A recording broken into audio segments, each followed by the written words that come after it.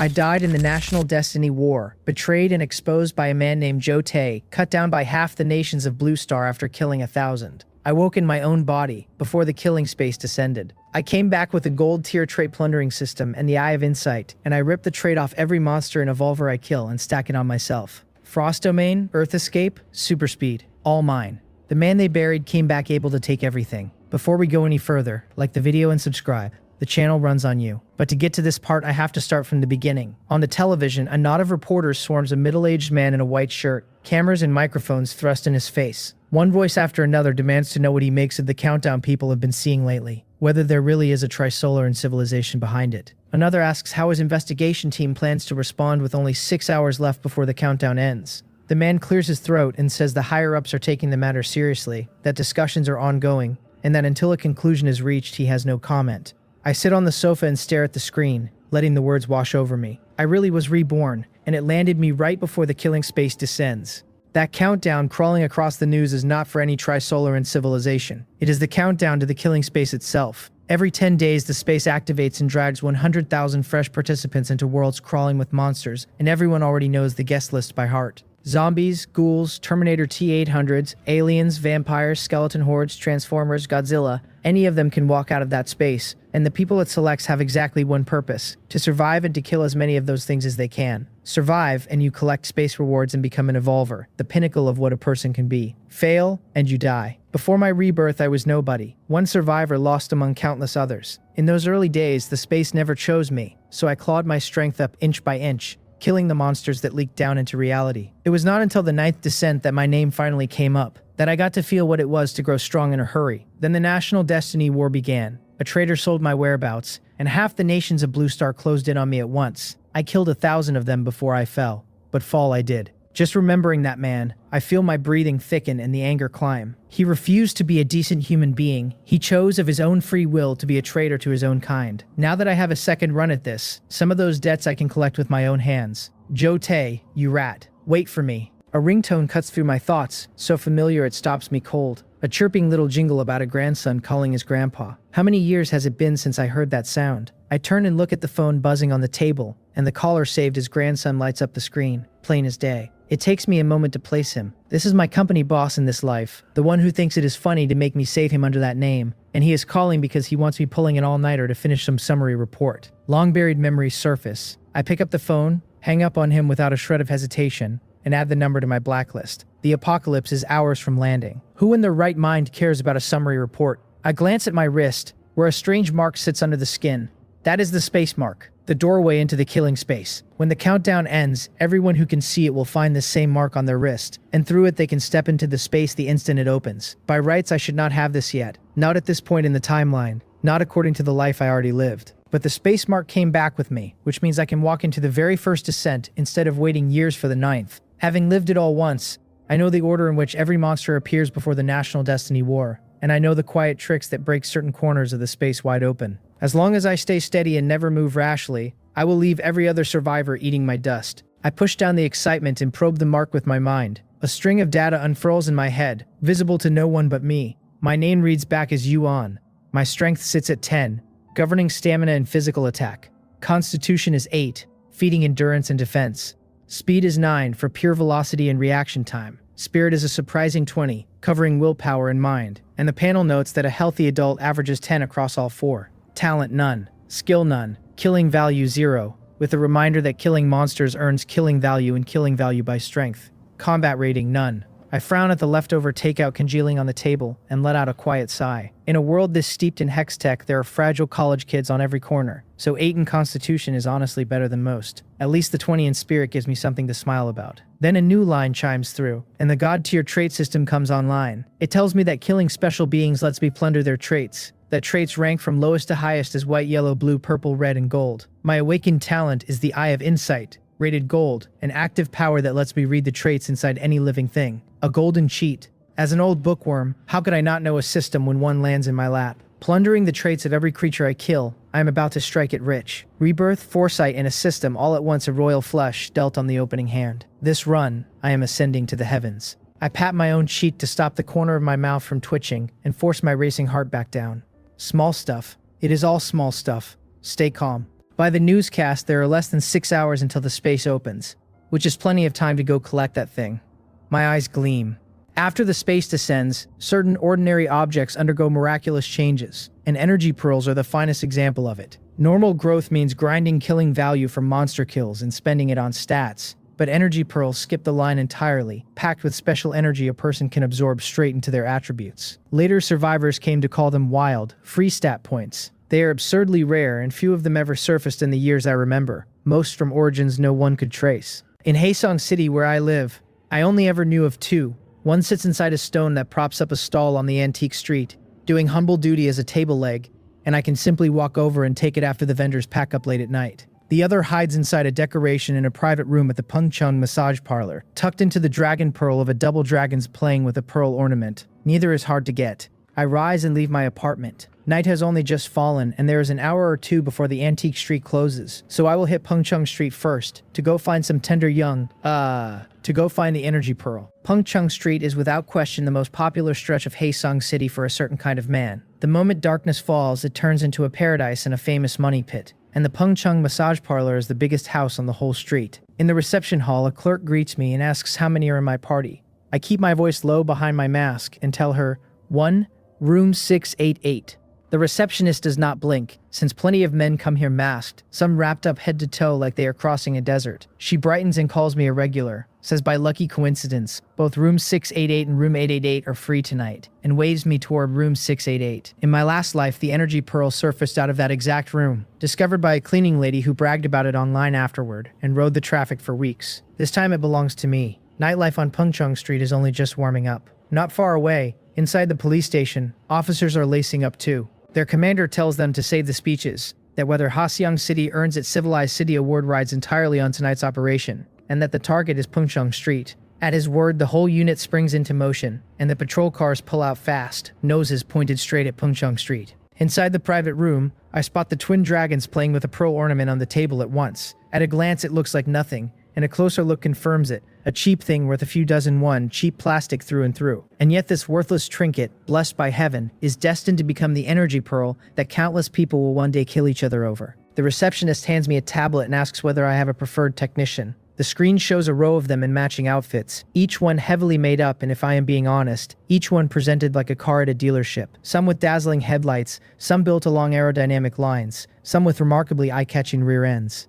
I tap the one that looks pleasing enough and tell her that one. She asks what service I am here for, then pitches the current promotion, the full Ascension package, normally 1,688 won. Tonight, only 999. I tell her yes. 3 minutes later, a woman with a striking figure comes in and introduces herself as technician number 38, Ting Ting, at my service. I glance at her, nod, and tell her to go take a shower first. She pouts and protests that she just showered an hour ago. I tell her to shower again. She sighs, puts down her toolbox and pads off toward the bathroom, because the customer is God, and troublesome or not. Another shower it is. The second she is behind the door, I get up, cross to the ornament, and press my hand to the dragon pearl. One firm pull and it pops free into my palm. The killing space has not descended yet, so it is still just a bead of plastic, not the energy pearl it will become in a few more hours. Too easy, almost insultingly easy. Thinking of all the people who will one day fight tooth and nail over this thing, and how it just fell into my hand tonight, I cannot help a small smile. I pocket the pearl, drop onto the sofa, and flick on the television. It is early, and even if I walk out now, I still have to pay, so I may as well enjoy myself. 5 minutes later, Ting Ting emerges wrapped in a towel and announces she is done. I get up, lie down on the massage bed, and tell her to put her clothes on and come over.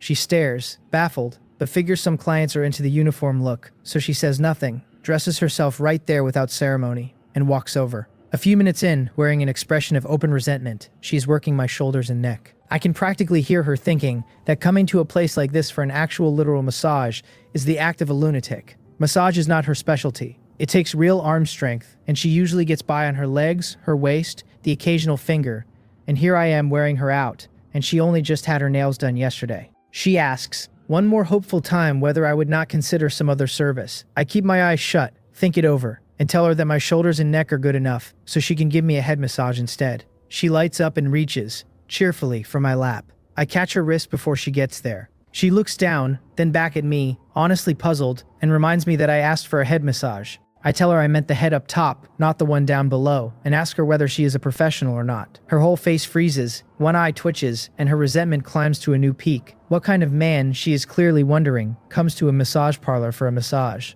Out on the perimeter, isolation tape has already gone up around the Puncheng massage parlor, and the reception staff in the lobby are under control. From the private rooms, come one startled cry after another as officers swarm in and march naked men and women out into the hall, where a growing row of people crouches against the wall. Outside the door of room 688, a middle-aged team leader presses his ear to the wood and listens, and through it he can just make out a low back and forth. A woman's voice asks whether the technique is all right. A man's voice answers that it is fine, to just keep that posture and continue. The woman asks about the frequency. The man says she can go a little deeper on one particular spot, and the woman agrees. Team leader M, a man rich in raid experience, paints the whole obscene picture in his head, draws a slow breath, and signals the officers behind him. Then he kicks the door in and charges through first, barking at everyone to freeze, squat down, hands where he could see them, and then his voice dies in his throat. A man in nothing but a massage gown lies obediently on the bed, while a fully dressed technician kneads his shoulders, the very picture of a legitimate boring massage, nothing at all like the scene he had built up in his mind. The only thing off about any of it is the murderous resentment on the technician's face. An hour later, I collect my ID at the parlor's entrance, fully dressed. The team leader pats my shoulder, his eyes complicated, and suggests that next time I try somewhere else, that the blind masseurs place one street over do very good work. I nod solemnly and agree that I was only giving this place a test run, and that they really are not very professional, ignoring the venom and ting-ting stare from a few paces off. He tells me there is a special operation on today and I am free to go. I tell him understood, Officer M, and to keep up the good work, then I turn and leave, quietly delighted. I never expected to come out ahead like this, saving the whole fee thanks to a police raid. An hour after that, I am home, laying two things out on the table, a stone and a dragon pearl. I lifted the stone from the antique street with the second energy pearl locked inside it, and nothing went wrong from start to finish. The thing had been somebody's footrest for who knows how long. Who was going to miss a stone? Now it all belongs to me. There is a little over an hour until the killing space descends, and now all I do is wait. There is no point prepping for the monsters, since nothing outside the space itself can be carried in except the clothes on my back. Better to conserve my energy and settle my mind for the slaughter ahead. The minutes bleed away, and at the stroke of midnight, everyone who can see the countdown in their eyes finds a space imprint bloom across their wrist at the same instant. A projection unfurls from the mark into the air, announcing that the killing space is officially open, that everyone bearing a space imprint will be teleported inside in 3 minutes, then ticking down from 2 minutes and 59 seconds. I ignore the prompt and look at the table, where the stone and the dragon pearl have gone through a spectacular change. The once clear dragon pearl has turned solid gold, brilliant light coiling and flowing within it, deeply strange to look at. The stone is cracked open at some point, and the same golden pearl glows in its heart. 2 energy pearls, treasures that will command millions in the years to come, sitting right in front of me. I trigger the Eye of Insight and read them. Each one is named simply as an energy pearl, holding special energy that, absorbed, strengthens the body and raises one's attributes by 5 points. I could laugh. I knew energy pearls boosted stats, but I never imagined a single one was worth 5 points. 2 of them make 10. A few more and I could stroll straight into being a formal evolver.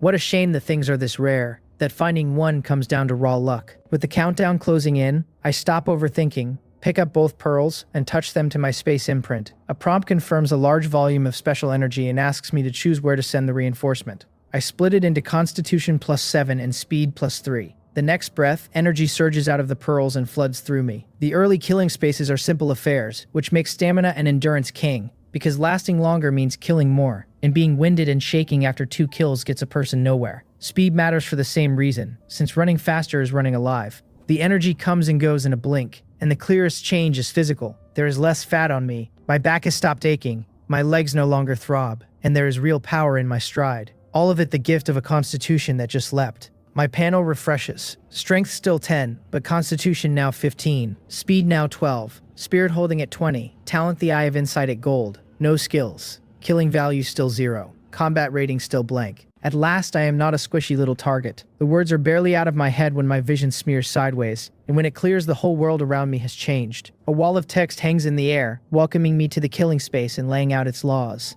The highest rule is to survive. Killing monsters has a chance to drop material cards which cannot be carried out of the space. Killing improves both strength and the rating tallied when survival ends. Non-space items are forbidden inside. Further down it notes that the space stays open for 1 day and that monsters descend in 10 minutes, the counter reading 9 minutes and 58 seconds. I skim it and confirm it matches what I already carry in my head. The rules appear fresh at every entry, and I only read them to check whether my being here, the butterfly loose in the timeline, has changed anything. I take in my surroundings. It is a 4-person dormitory, and on the desk sits a freshman student ID card. I step to the window, glance out, and get my bearings. Time inside the space runs on its own clock, disconnected from reality, so while it is the dead of early morning back home, here the sun stands high at midday. And here I am, planted in a university dorm. The door creaks open and 2 students walk in. One of them spots me, grins, and says that with no class this afternoon, we should go play some games together. I narrow my eyes, recognizing this is the identity the space has stapled onto me, and shake my head, telling him the 2 of them should go ahead, that I am about to head out. I drop into a chair, pull out the phone, and start hunting for information, because confirming whether the monster data in my memory still holds is the single most important thing I can do right now. The 2 settle onto a bunk and start a match online. A few minutes later, I let out a quiet breath of relief. My butterfly effect is no problem after all, and the monsters this run are locked in, still zombies. Online, there is chatter about an unknown virus spreading, which is really a hint the space seeds for anyone lucky and sharp enough to read the monsters off it in advance. Whether a person can actually deduce the answer, though, comes down to their own luck. I put the phone away and look at the pair hunched over their game. Their purpose, assigned by the space, is brutally simple. When the countdown hits 0, they turn into flesh-eating zombies and come for me. From what I learned last time around, plenty of people trip and fall right here at the starting line. I get up and walk over, telling them that since they clearly cannot play, they should come watch me dominate. One of them answers without looking up, attention nailed to the screen. A cold glint slides through my eyes. I strike in the same instant. 2 hard chops landing on their unguarded necks, and both of them crumple. I dig out a bedsheet and lash the pair to the bunk, then wait, quietly, for them to turn. Killing them now would earn me nothing, but once they are monsters, killing them pays in energy and dropped cards. That done, I slip out of the room, and 5 minutes later, I am back with a fire axe. I lay it on the desk and simply watch the 2 unconscious bodies until the 10-minute counter runs dry and the monsters descend. The announcement declares that the monsters have come and the killing begins, and the 2 of them start convulsing, bodies clenching and curling in turns. Their skin shrivels and creases at a sickening pace, a rotten zombie aura seeping off them, the color draining until they are pale as wax. In the span of a breath, they finish the crossing from human to zombie, snapping awake with milk-white pupils fixed on me, thrashing against their bonds, able only to writhe. I turn the Eye of Insight on them. Both read back as common zombies. Combat rating listed bluntly as scum, with plunderable entries of zombie aura at white and super hearing at yellow. I raise an eyebrow, and a spark of real excitement catches in my chest. Zombie aura and super hearing on the very first pair. The space is practically begging me to cheat, and I like it. I grin, hoist the fire axe, and after a few swings, both zombies are finished. 2 prompts confirm the kills and add a killing point apiece, and a third announces that my first zombie kill has unlocked the public platform chat access and trading access. I already know those inside and out, so I let them scroll by. What holds my attention are the 2 orbs of light drifting above the corpses. 1 white and 1 yellow, the zombie traits themselves. I reach out and touch them, and they vanish into my hands. The system confirming I have taken zombie aura at white and super hearing at yellow. Zombie aura, once used, wraps me in the presence of an ordinary zombie, and super hearing amplifies everything I hear into fine detail. Both powers settle into me the instant I claim them. Super hearing runs passively, while zombie aura I can flick on and off at will. My ears twitch and every sound inside 10 meters snaps into focus, and I catch a mosquito whining a full meter to my left, its wing beat buzzing as if it were pressed against my eardrum. Normally I would never hear such a thing. My hearing has sharpened several times over. Curious, I switch on the zombie aura. My appearance does not change, but the living warmth of me winks out, replaced by the rotting stench unique to the dead. Judged on aura alone, I am now, absolutely, a zombie. The catch is that traits of the same grade cannot be plundered twice, only overwritten by a higher grade, and the permission to upgrade traits is not unlocked yet, or I would have farmed these 2 to the ceiling right here. Still, I am satisfied for now, because wearing the zombie aura is an invisibility cheat in a world full of zombies, and that alone will save me an enormous amount of time. I do not hesitate any longer. Aura active, axe in hand, I open the door and step out. The hunt begins. Let me set a modest opening goal. 100 of them. The corridor holds 3 swaying figures, all zombies, and they turn toward the sound of my door and drift my way. I ease back a couple of steps and tighten my grip on the axe out of habit. The nearest one reaches the doorway, sniffs at me, reads that fellow corpse scent, and simply turns to shuffle into the dorm. 1, then the second, then the third, all of them doing exactly the same, and I cannot keep the grin off my face. The zombie aura is a genuine miracle. I raise the axe over the little cluster gathered at the door, and like a farmer through cabbage, I take 3 heads clean off, blood arcing across the walls. 3 more killing points. Then a white translucent card floats up out of one of the bodies and hangs quietly in the air, and I nearly whoop, because a drop is no small thing. I snatch it and read it. It is a card for One Run Fast brand electric scooter, described as an electric bike with a green plate that hits 60 kilometers an hour, fast enough that even the traffic police cannot catch you. I mutter that it is not that they could not catch me, it is that they would pull me over on sight for riding without a helmet. But I pocket it anyway. Using a card is simple. Choose to activate it and the physical object appears, and once it is real, it can never fold back into card form. When a survivor leaves the killing space, any remaining cards settle automatically into killing points, 100 apiece, which makes them the hard currency of this place and the money everyone will eventually trade in. Cards come in every flavor: supplies, equipment, medicine, and among them survival supplies and medical items are the most hunted, both for their low drop rate and for the raw demand. Food and water are the bones of survival. Some killing spaces contain neither. This first one is simple, only a single day, so a person could skip water entirely and be fine, and the value of supplies has not yet made itself felt. But it changes fast. The second opening runs 2 days, the third runs 3, and it climbs from there until a run stretches across days on end and a survivor without food or water dies without ever understanding how. A drop is a good omen. I keep moving. Ear cocked, I carry the axe to the next dorm, kick the door in, and pile inside. 10 seconds later, I walk back out with the blade even redder and head for the one after. Half an hour on, I finish clearing yet another room, drop into a chair to rest, and take stock.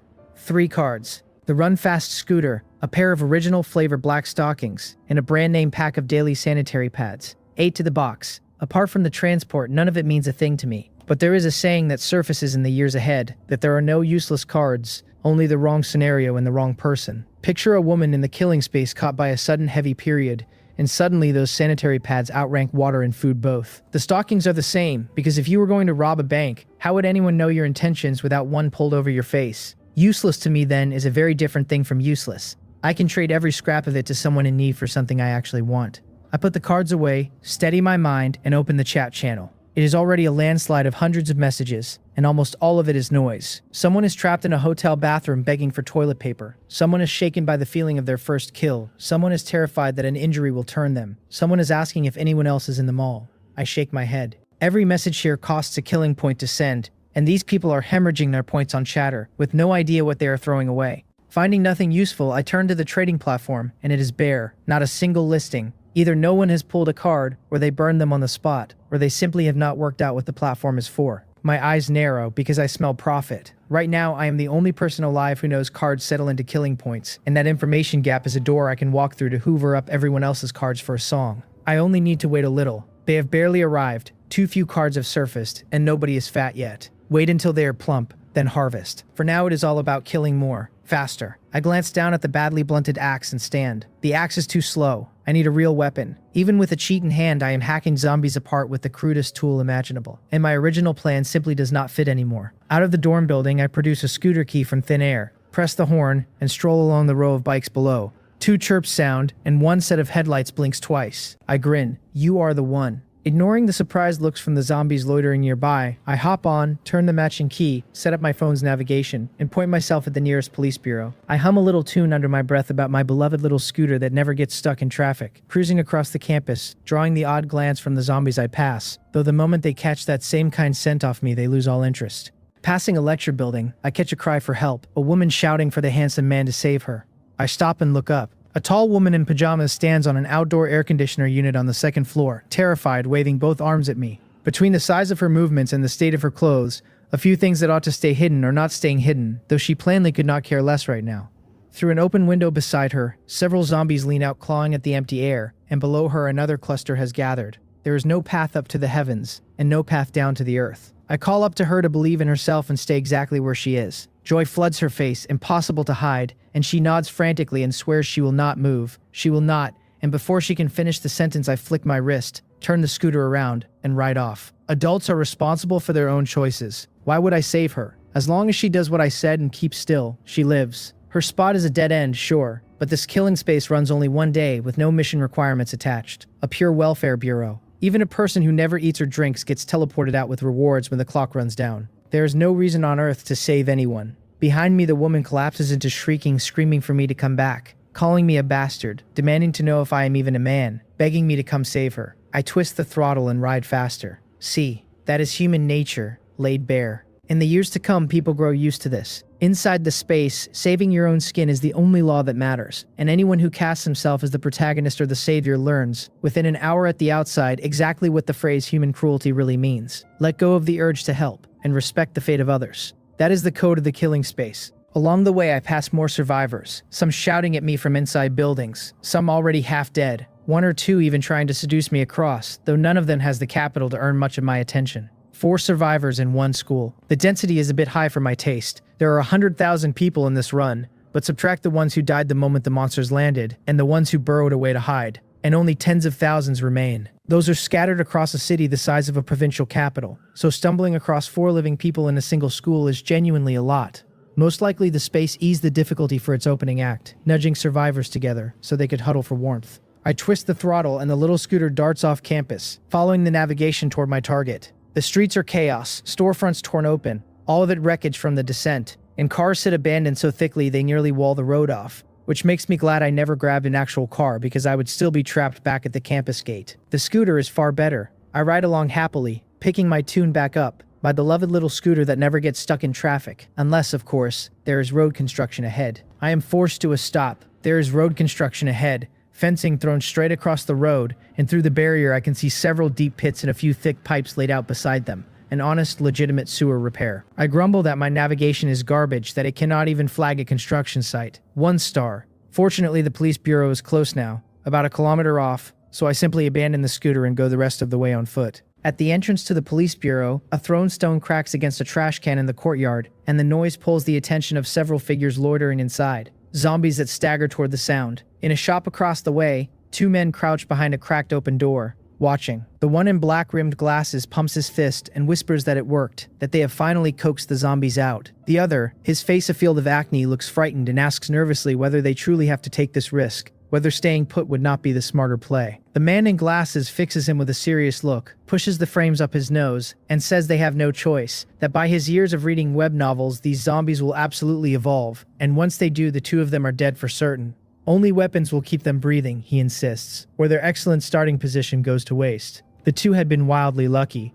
When they first appeared they landed near the police bureau, and after the descent they both scrambled into a lingerie shop, killed the owner in a strange bit of panic, then holed up inside and did not dare set foot outside again. Once the man in glasses understood the situation, his persecution complex flared, and he resolved to arm himself. The bureau sat conveniently near, but it was packed with zombies, so the glasses man, steeped in Sun Tzu, settled on a diversion, which is how the scene at the trash can came to be. Through his tireless efforts he had lured the few wandering zombies out of the courtyard, meaning the conditions to slip inside. The acne-faced man is still uneasy, pointing out that there are 5 zombies in the courtyard alone, no telling how many more inside, and only the 2 of them. The glasses man tells him there is nothing to fear, that they will not solve this by force, because unlike zombies they have brains, and they will do exactly what worked before, using feints to lure the dead away. Worst case, he adds, running away is always the finest strategy of all, since zombies cannot catch them anyway. He says he will pack a few things and then they can move. Just then the acne-faced man grabs his sleeve and jabs a finger out the door, telling him to look quickly because there is actually a person out there. The glasses man waves him off dismissively, saying of course there are people. There are 100,000 of them, so stop making a scene. The acne-faced man insists that no, this guy walked straight down the street and the zombies did not attack him. That snaps the glasses man's head around, and he crouches by the doorway to look. What he sees is a young man ambling down the street, calm and unhurried, while the zombies shifting back and forth around him take no notice at all, showing not the faintest urge to attack. He mutters that this is unreasonable, that he does not understand it, and the acne-faced man adds that the stranger's destination looks like the police station too. The glasses man echoes it, uneasy, that the stranger has the very same idea he does. By then I have reached the entrance and found several zombies in police uniforms circling a trash can. I stare at it, honestly confused, because there is nothing special about it. No severed limbs, no scattered bones, nothing to explain the fascination. The puzzlement lasts about a second before I stop caring and step into the courtyard. A few paces in though, I stop, turn back and tell the zombies to knock it off circling the trash can and get back to their posts. Whether they follow the words or just the tone, they trade blank looks and actually shuffle back toward the station entrance to resume their wandering. I nod, satisfied. More guards on the door means a safer bureau. Then I turn and walk inside. Across the street, the glasses man very nearly detonates. He hisses that the stranger did it on purpose, that he spent a solid half-hour engineering that diversion, and the man undid it with a single sentence, and he damns him to the depths. Every scrap of his composure is gone, and no one in his position would stay calm either. The acne-faced man clamps him down, terrified that if he gets any louder he will draw the zombies outside, and points out that the real question is why the dead did not attack the stranger, and why they obeyed him. The glasses man forces a long breath, and his cleverness reasserts itself. He agrees the man was neither attacked nor ignored, which makes him deeply abnormal. Unless he trails off. Unless what? The acne-faced man presses. Unless he found some treasure, the glasses man reasons. But no, that is wrong. A treasure might keep the zombies from attacking, but could never make them obey. Then he recalls that the stranger addressed the zombies as you all, the way you would speak to your own, and the acne-faced man confirms it. The glasses man's face takes on the look of a man whose theory has just clicked into place, and he pushes his glasses up and declares that there is only one truth left. The stranger is not a survivor at all. He is a zombie, a high-level one. Just like in the apocalypse novels, he explains, second evolution zombies wear near-human faces, some carry strange abilities, and they can command the lower dead. The acne-faced man's mouth falls open in understanding, but the glasses man's expression curdles, because high-level zombies have keen senses, which means the two of them must move now, or they will die without knowing how. He turns to pack again, and the acne-faced man seizes his arm, because the stranger just herded a handful of zombies right up against their shop, and the two of them are boxed in. Meanwhile, I have gone deeper into the station and found far more zombies, most in police uniform. I sweep through the areas fast and stop at a stairwell, where I find what I came for, the building blueprints. A quick search turns up my target, the Special Police Team Equipment Management Department, and I know without doubt the gear I need is waiting there. 10 minutes later, I stand before rows of weapons and ammunition and cannot help but smile. I step in and start choosing. No body armor, too heavy, a tactical vest will do fine. Night vision goggles, excellent, since darkness is only hours out and they will earn their keep. 2 submachine guns, since I cannot haul more than that. Bullets, the more the merrier. Tear gas and flashbangs, a handful for insurance. Fully kitted out, I only regret finding no grenades, but grenades are tightly controlled special issue items, this being no lawless foreign country, and even a special police unit needs stacks of approvals to draw them. No grenades. Then, no grenades. What I have is enough. Looking over the barely dented armory, I open the trading platform and list the stun guns, batons, flashbangs, riot shields, and body armor for barter. 1 card each, any type accepted. I hold back the submachine guns and rifles for now because listing those would send lethal weapons flying across the space, and if someone decided to scheme against me and used one to ambush me, I would have nowhere to cry about it. Stun guns are harmless, single-use, short-ranged, slow and capable of killing, good for a muscle spasm at most. No threat to me at all, and I have no doubt someone will bite. If not now, then certainly by nightfall, because no one alive resists a temptation like this. I scan the emptier warehouse and leave.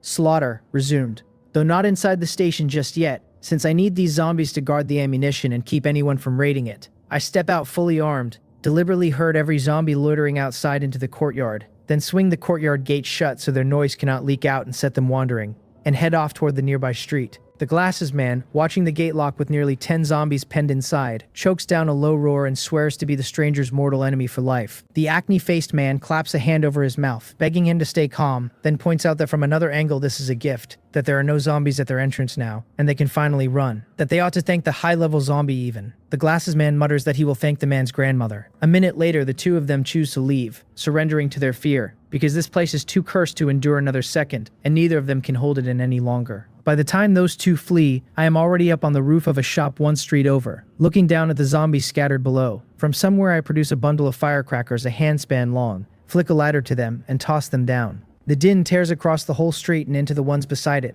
and the zombies turn as one and start striding toward me. I wait in silence. When the first bundle burns out, I bend and grab another from the box behind me, and the noise never breaks, dragging more and more of the dead into the gathering below until the crowd swells at a rate I can watch with my own eyes. Looking at the pile of them, I grin. Slaughter. Begin. Both hands on a submachine gun, I open up on the horde below without even bothering to aim. Muzzle flame licks out. Bullets pour into the mass, and in moments blood is everywhere and roars rise without pause. The whole scene drenched and savage. To me it is nothing.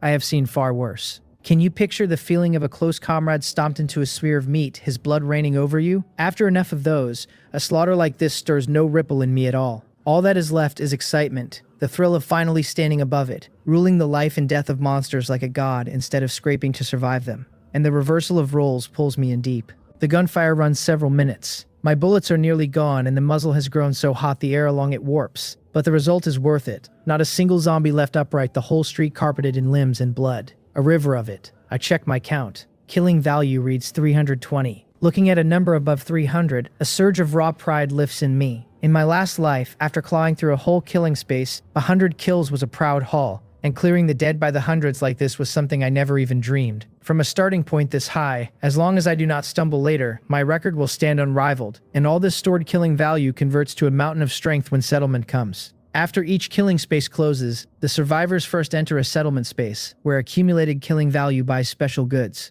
I draw a breath, frown at the wreckage, and wade down into the blood and limbs to gather cards, the one truly unpleasant part, since they have to be picked up by hand. The drop rate is low enough that it is not much trouble, and after all that killing I come away with only 8. Branded shampoo, a 200 milliliter bottle, a sterilizing spray, a single high-explosive grenade, 3 550 milliliter mineral waters, 2 packs of fish-flavored shredded pork. All of it has its uses. Shampoo looks worthless until you spend a long run in a forest space with your hair matted into ropes, and then a single bottle is bliss. No useless cards, only the wrong scenario. I pocket the lot and tuck the grenade card away on its own so I can pull it instantly when danger comes. A habit I built in the world to come. 3 people come pelting out of the far end of the street, one shouting for the others to run, that the guy is right behind them, another calling that this way is clear of zombies. They keep throwing looks over their shoulders as if something monstrous is on their heels. Then they take in the street ahead, slam to a stop, bodies locking up on their own, and stare at me, the only thing standing amid the heaped dead, with horror on their faces. One stammers that the ground is covered in dead zombies, and another snaps that he does not need telling, he has eyes. Wang Biep had run out of luck too. His group had found one another and huddled together in a shop for warmth, and when a burst of firecrackers dragged every zombie off the street, they eyed the underground supermarket across the way and got ideas. After a little planning, they slipped in for weapons, only to blunder straight into a big one, and could do nothing but flee for their lives down whatever path opened, never expecting to hit a scene like this before they had even shaken the big one off. Truly, a river of blood and bodies. One of them gags but, with an empty stomach, brings up only a mouthful of spit. Another is the first to place my gear and cries that the standing one is human, that he has weapons, that they are saved. Then bolts toward me, insisting they are human, unharmed, and begging me to turn my guns on the zombie chasing them. A wall at the street's end bursts open, and a body nearly 3 meters tall shoulders into view. It is a zombie, but no ordinary one. Its skin intact where a common zombie's is rotted, its muscles bulging into the shape of a demonic strongman, each thick arm about the girth of my thigh. I triggered the Eye of Insight. It reads back as a mutated zombie. Combat rating 1-star early stage, carrying zombie aura at yellow, super hearing at yellow, and power enhancement at yellow. A glint crosses my eyes, so it truly is a mutated zombie. In my last life, people whispered of stranger zombies in the first killing space, varied and dangerous but vanishingly rare, and I never crossed one on my whole way here, yet by standing still I have made one deliver itself to my door. I want that power enhancement. The 1-star early rating does not concern me. Combat rating is simply the space's own yardstick for strength. A single attribute over 30 earns 1 star, and every 30 points beyond that adds another, with early, middle, and late gradations inside each star set by every 10 points in the highest stat. The mutated zombie's strongest stat is surely its strength, which clears 30 but, being 1 star early, falls short of 40. 3 or 4 times an ordinary person's power and explosiveness, then, but against my weapons and my experience, no real problem. Across the way, the mutated zombie studies me, puzzled. It had taken me for human, but a closer look tells it I am a zombie, which leaves it stuck on why every zombie on the ground is dead, and this one alone stands. Its meager mind cannot chew on a riddle like that for long, so it spares me a couple more glances and returns its attention to the 3 fleeing figures. Then it roars at me, a sound neither man nor beast, and between the roar and its stare I can actually read its meaning, that this little guy should stop those 3 pieces of food. The little guy part I add myself, since beside a 3-meter behemoth my ordinary height does make me little. But the next moment the mutated zombie's face goes utterly baffled. The 3 stopped, yes, but why does it look like the little guy is standing there chatting with them? Chatting with its food. It does not understand, and its cramped little brain strains at the effort. At my feet, the 3 have closed in, led by a man shy of 30 in a floral shirt and jeans, Wang Biop. He warns me to be careful, that the thing is very strong. I spare them a glance and tell them coldly to get lost. To them, my manner is ice, warmth answered with frost, and though they are displeased, they do not dare push it, because I have a gun. Their eyes crawl over the submachine gun in my hands, the pistol and the taser at my waist, and they swallow with naked envy. Then a shrewd light kindles in Wang Biop's eyes, and instead of leaving, he asks whether I might spare them a weapon. A taser, say, since 4 fighting the monster together stand a better chance. He is clever, asking for neither the submachine gun nor the pistol, the true killing tools no man hands a stranger, and pitching only the taser, which is short-ranged, dodgeable, non-lethal, and something a man carrying a submachine gun surely would not miss. To sweeten it, he adds that I need not worry, that they are all ants on one string now, that they mean me no harm, that I still hold the real firepower, and that they swear to return the taser the moment the monster is down. The other two nod and echo him, their greed for my gear plain as day. I sneer inwardly. Their scheming is so bald it is practically slapping me across the face. Hand them a weapon and they will never give it back, because promises inside the killing space are worth nothing, not so much as the punctuation mark at the end. I have no interest in wasting breath, so I decide to persuade them by other means. I swing the gun toward the three and spit out a single word. Scram. Their cheeks twitch, and inwardly they curse me for a fool who cannot see a good thing. One of the younger ones cannot help protesting that everyone is only trying to survive, that sticking together is what keeps people alive. A gunshot answers him, and his head bursts, spraying blood across Wang Biop, and the last man, who freeze where they stand, drained white, the word murder screaming through their heads. While they stare, I turn the gun on them. One of them starts to say no. 2 more shots, and both drop. If they will not leave, then they can stay. I let the words hang and turn my gaze back to the mutated zombie. On the 4th floor of a building in the distance, 2 men watch through a window, faces pale, having been drawn to the commotion of the mutated zombie and caught the whole thing from their hiding spot. One, plainly the underling, murmurs that this is a ruthless man, that beyond the zombies people cannot be trusted either, that it is all too dangerous. His companion hums agreement. Huang Qi's eyes gleam as he points at me and asks whether the underling saw it. Saw what? The man asks. That man's weapon. Huang Qi says, get hold of it and they can walk sideways through the whole space. But he will never give it up, the underling protests. Huang Qi lets out a low, knowing chuckle and says that zombie is nothing to trifle with, and that perhaps, just perhaps, they will get their chance. The mutated zombie roars and charges. It had been idling in place, but my killing the 3 morsels without eating them read, in its eyes, as pure contempt, a provocation it could not swallow. And if it could not swallow it, then it would fight. Its body launches forward with crushing momentum, each footfall trembling the ground, a full display of its power. I keep my face flat and run the numbers in my head. Strong in the arms, defense far from soft, but mercifully dull, and its speed lags well behind its strength, though it is still a touch faster than me, with intolerance. Decision made. Suppressive fire, and pray I have the bullets. I raise the gun and hose the mutated zombie down, firing as I backpedal. Under the downpour, it is riddled before it ever reaches me, every round boring into its frame and wrecking its body. But a zombie is a corpse at heart, and as long as its head and spine hold, it will not truly die. So it crosses its arms over its head and keeps coming, slowed to a fraction of its charge, and I can just hold it at the edge. Then a string of empty clicks sounds. The gun in my left hand is dry, its last few rounds spent in that final wave. I toss the empty submachine gun aside and keep firing with the right, while my left hand dives into my jacket. A card comes out, then blurs into a black high explosive grenade. At this point, I do not care about the 100 killing value it cost me, because killing this thing and seizing its entries makes every point worth it.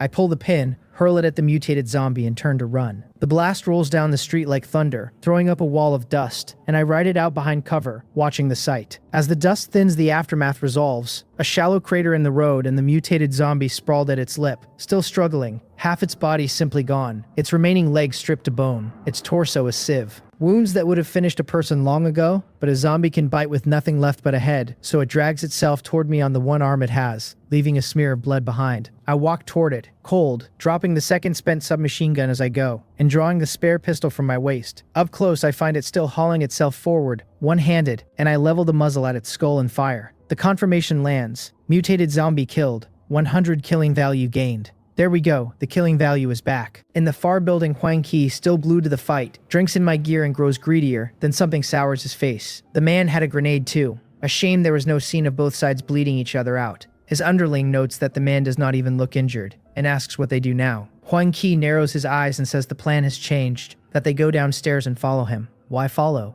The underling asks. Are you slow? Huang Qi says. He burned through that many zombies, so his ammunition has to be nearly dry, which means he will go resupply, and all they must do is trail him. He warms to it as he talks, as if a whole armory were unfurling before him. But even with weapons, the underling asks, will he simply hand them over? Hand over what? Huang Qi scoffs. The weapons were never his to begin with, and unless he stands guard over them every second, the moment he steps away is their opening. I have no notion of these two and their little plots.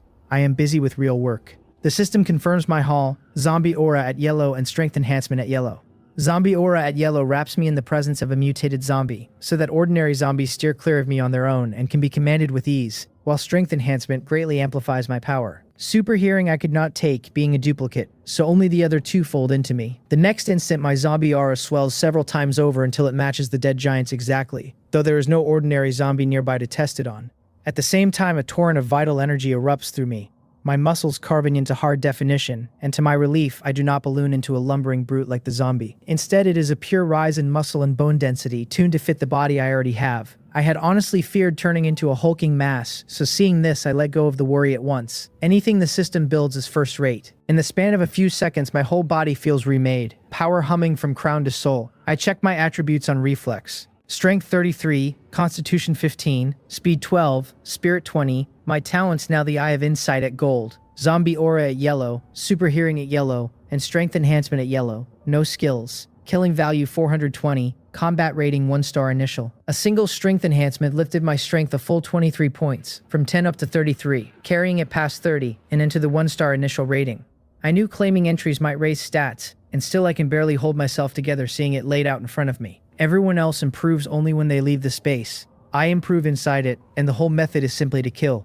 Who else can do that? After a moment I settle and look at the other thing the mutated zombie dropped. A white card marked not like the ordinary ones, but with a great question mark. A lottery card, dropped only by mutated monsters, good for one random pull from a pool of special supplies, special equipment, rare treasures, even raw attribute points. I pick it up, rub my hands together at the blind box thrill of it, nervous and eager both, and choose to use it. The draw resolves into a set of special nanotech combat armor, described as constant temperature, constant pressure, self-cleaning, fireproof, waterproof, durable, and able to change its appearance at will. Actual nanotech armor, I could shout. The description reads plain, but the value is enormous. The killing space is not always a cool autumn day. It can be brutal cold, blistering heat, even a negative pressure zone. And survivors must budget for the environment as much as the monsters, so this armor multiplies my odds outright. Its defense dwarfs any ordinary clothing, shrugging off basic firearms, and short of armor-piercing rounds or special weapons it will scarcely wear at all, a whole extra layer over my defense.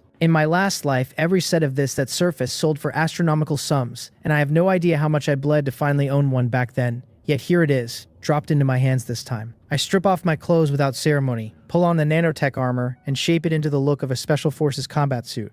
Perfect. I sweep the area one more time, find nothing else worth taking, and turn back toward the police station. Resupply and continue. Not long after I go, two figures step out onto the street, Huang Qi and his underling, and Huang Qi tells him to move, to follow, and to keep his distance. A few minutes later I return to the bureau's exterior, and my face falls at once. The courtyard gate hangs open, and inside, the dozen or so zombies I penned there lie dead across the ground. Raided. I stomp once and rush inside without another thought. Behind a broad tree in the far corner of the courtyard, a mutated zombie idly prods a corpse with its pitch-black nails, as if hunting for something. Then, sensing a presence, it vanishes from the spot and reappears at the base of the tree. And what it finds is me, already vaulting into the bureau. It reads the zombie aura on me, tilts its head, and a flicker of thought crosses its eyes. Just as it moves to give chase, its head snaps toward the courtyard gate, where two men crouch in a storefront across the way, spying on the bureau. Huang Qi and his underling. The underling murmurs that so the kid got his weapons here, and Huang Qi agrees, pointing out that every zombie in the courtyard is dead by the kid's hand. Should they charge in now, the underling asks. Charge with what? Huang Qi snaps. Your life, and tells him to wait until the kid leaves. Then the underling spots a small zombie, a child, at a doorway across the street, walking their way. Huang Qi looks it over for a couple of seconds, purses his lips and says they should go, while no zombies are near, and put it down, because he may not be able to handle an adult zombie, but surely he can manage a zombie child. The two of them charge out of the shop, weapons up, and in the next instant both of them stop dead, because the zombie child is gone. They had seen it not 3 seconds before rushing out, and there is no way it could have vanished in that time. The underling stammers that the place cannot be haunted, and Huang Qi cracks him across the back of the head, snapping that nothing is haunted, that the rules said plainly there is only one kind of monster to a space, and here that is zombies, no ghosts allowed. But the child really disappeared, the underling insists. It probably slipped back into the courtyard, Huang Qi decides, and says they should go look, that a little one is hard to find and they cannot let it get away.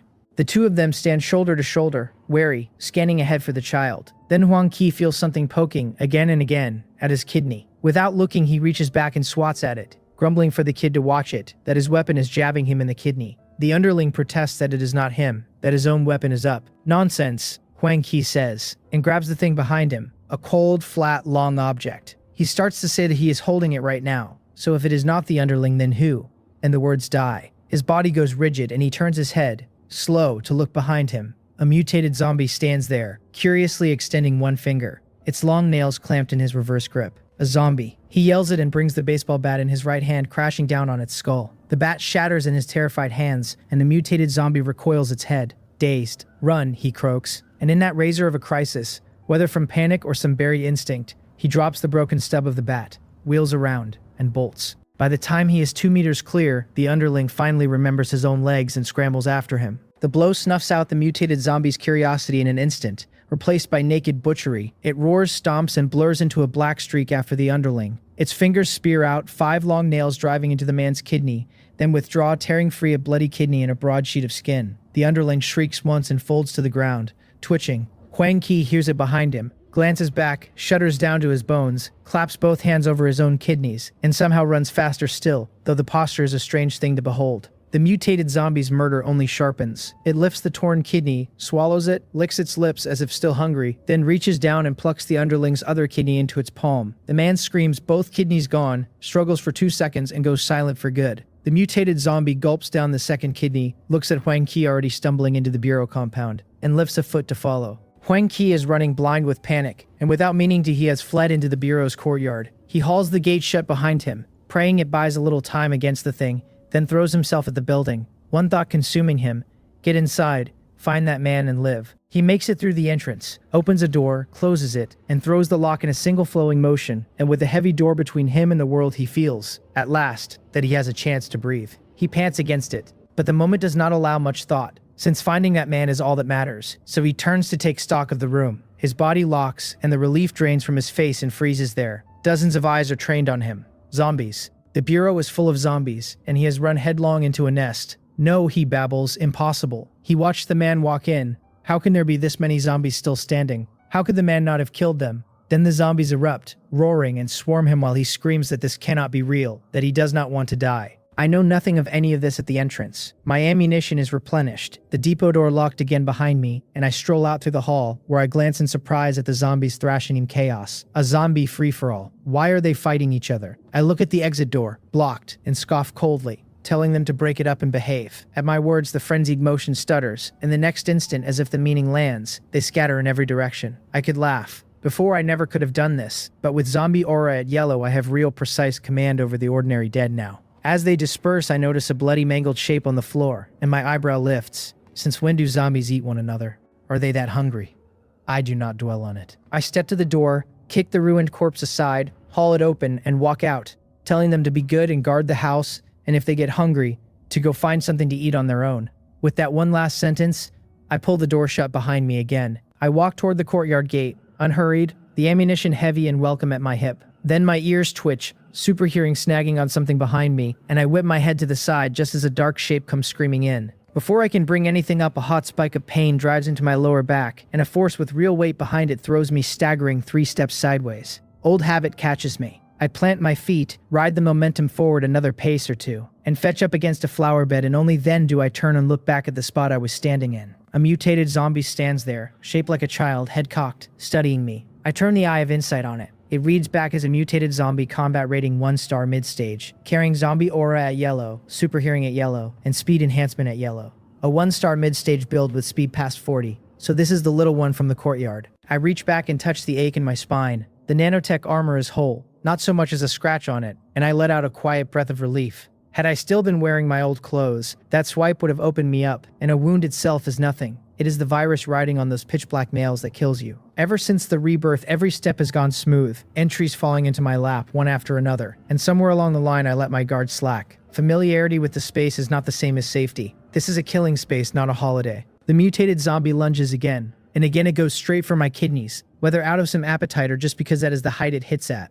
I do not overthink it. I bring the submachine gun up and hose it down, aiming deliberately low, legs and head. It has clearly never met a firearm, because it does not dodge at all, and a storm of rounds chews into it, staggering its legs until it nearly folds to the ground. Then it snaps out of it, growls low, and blurs sideways behind a broad tree before I can finish it. Behind the trunk it is leaking black blood from a dozen holes, a chunk of its neck torn away, one leg open to the bone, and that last wound should bite hard into all that speed. The red glow in its eyes deepens, killing intent sharpening past anything it has shown, but the gunfire keeps rolling and it does not dare break cover. I do not dare stop either. I keep the trigger working and drift my position, feeding rounds into the tree while I run the fight in my head. This thing is too fast. When it moves I see nothing but a black smear, and that makes it worse to handle than the power build, because speed really does settle a fight. Its one saving grace is the same as the last one's, a dull little mind I can turn against it. I twist my waist by instinct, quietly asking my kidneys to hold together a while longer. While I think, it climbs. It has gone up the far side of the tree to the crown, cold eyes fixed on me, waiting for the one thing it needs, for my guns to run dry. The moment my fire cuts out and a mechanical click takes its place, it takes its opening. It drops off the tree as an afterimage, and is in my face in a heartbeat, 5 fingers spreading toward my kidneys. A cold light crosses my eyes. The empty gun was theater. Only my left weapon truly ran dry, and my right hand simply stopped squeezing to sell the lie. All of it built for this exact instant. As its claws close on my waist, I do not flinch away. I let it grab, trusting the armor to eat the pain, and twist my right wrist so the muzzle swings up into its body, and open fire. Rounds pour through it at point-blank range. It reacts fast, throwing an arm over its skull to save its head. But the head is all it can save, and the rest of it comes apart under the barrage. Then it flashes to my left, reading somehow that the weapon on that side is spent, springs up and rakes for my unguarded face. If the waist will not break, it will open the face instead.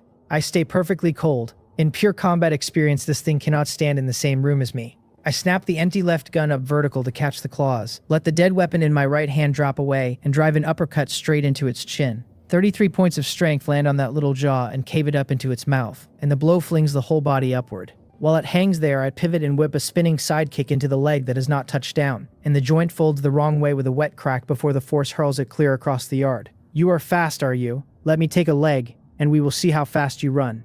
I hold my ground and do not chase, because it is still a zombie, and one lucky graze during a combo could put the virus in me with nowhere left to run. The leg is crippled and that is enough. It slams down, tries to spring up out of reflex and drops flat, the broken leg refusing to launch. I let myself taunt it, telling it to go on and jump, go on and run. I will just stand right here and wait. Then I thumb a fresh magazine into the right gun, level it at the thing thrashing on the ground, and put a burst through its skull. The prompt confirms the mutated zombie is dead and hands me 100 killing value, and a knot of yellow light drifts up off the corpse. I step over and take it, and the system tells me I have claimed speed enhancement at yellow, that it will sharply raise my speed. A tingle runs down both legs, the bone and muscle density that was already reinforced once tightening further, and raw power keeps welling up out of them. My panel resets, and I read it off in my head. Strength 33, Constitution 15, Speed jump to 40, Spirit 20. My talents now, the Eye of Insight at gold, with zombie aura, super hearing power enhancement, and speed enhancement. All at yellow, no skills, killing value 520, combat rating holding at 1-star mid-stage. That speed enhancement handed me 28 points, more even than power enhancement gave, and it carried my speed to 40 on the nose, just scraping into 1-star mid-stage. It is not that the speed zombie outranked the power zombie, only that it spent itself differently. A power build has to pour points into both strength and constitution, or where would all that bulk come from, while this little one dumped nearly everything into a single stat and let the rest wither. That imbalance is exactly what just paid me. Smiling, I turn to the lottery card the mutated zombie left behind, grab it, and use it on the spot. The draw resolves into a single awakening potion, described as a mature, stable oral formula with no side effects, one that gives a high chance of awakening your innate talent. It runs 300 killing value in the killing space store, and I had meant to buy a bottle at settlement, never expecting one to fall out of a corpse for free. Speak of a thing and it appears. Nothing matters more than this right now, so I abandon the idea of killing and head straight back to the armory. Inside, I shut the door, confirm the room is safe, and tip the whole vial down my throat. Heat blooms out from my core and races through me, my body temperature climbing so fast that on a thermometer the surface reading would leap from 30-some degrees to 40 in a blink. The fire comes hard and leaves just as hard, gone in under 5 minutes. Then the confirmations roll in. My innate ability has awakened. I have obtained a dimensional space, starting at 1 cubic meter of independent room for storing non-living things. The system detects the awakening, converts the ability into a trait, and hands me dimensional space at white, and with it, at last, the permission to upgrade traits. 1 upgrade point refreshes daily, and the points can be banked. There it is. My old ability from the life before. Dimensional space has no bite to it, no offense at all, and in this world it is still the single most useful gift a person could ask for. Anything I stash in it slips past the killing space's inspection entirely, which means from this hour forward I will never again fret over food or water. While everyone else claws each other bloody over a bottle and a ration, I get to pour every scrap of attention into killing. And it grows. Every 10 points of spirit I raise lets me push it out another cubic meter, and now, on top of that, I can force it higher with upgrade points, though those only refresh at midnight. I let myself wonder what an upgraded dimensional space unlocks, whether it might one day hold living things, then set the question aside. First, expand it. My spirit sits at 20, enough to double the room.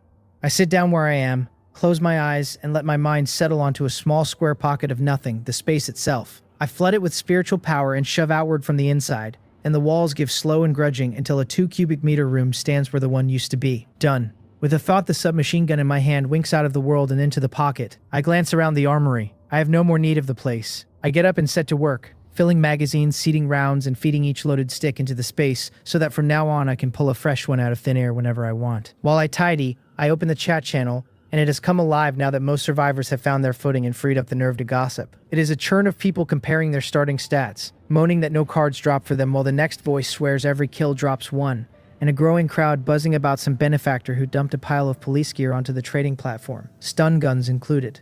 Nothing in it is worth my time.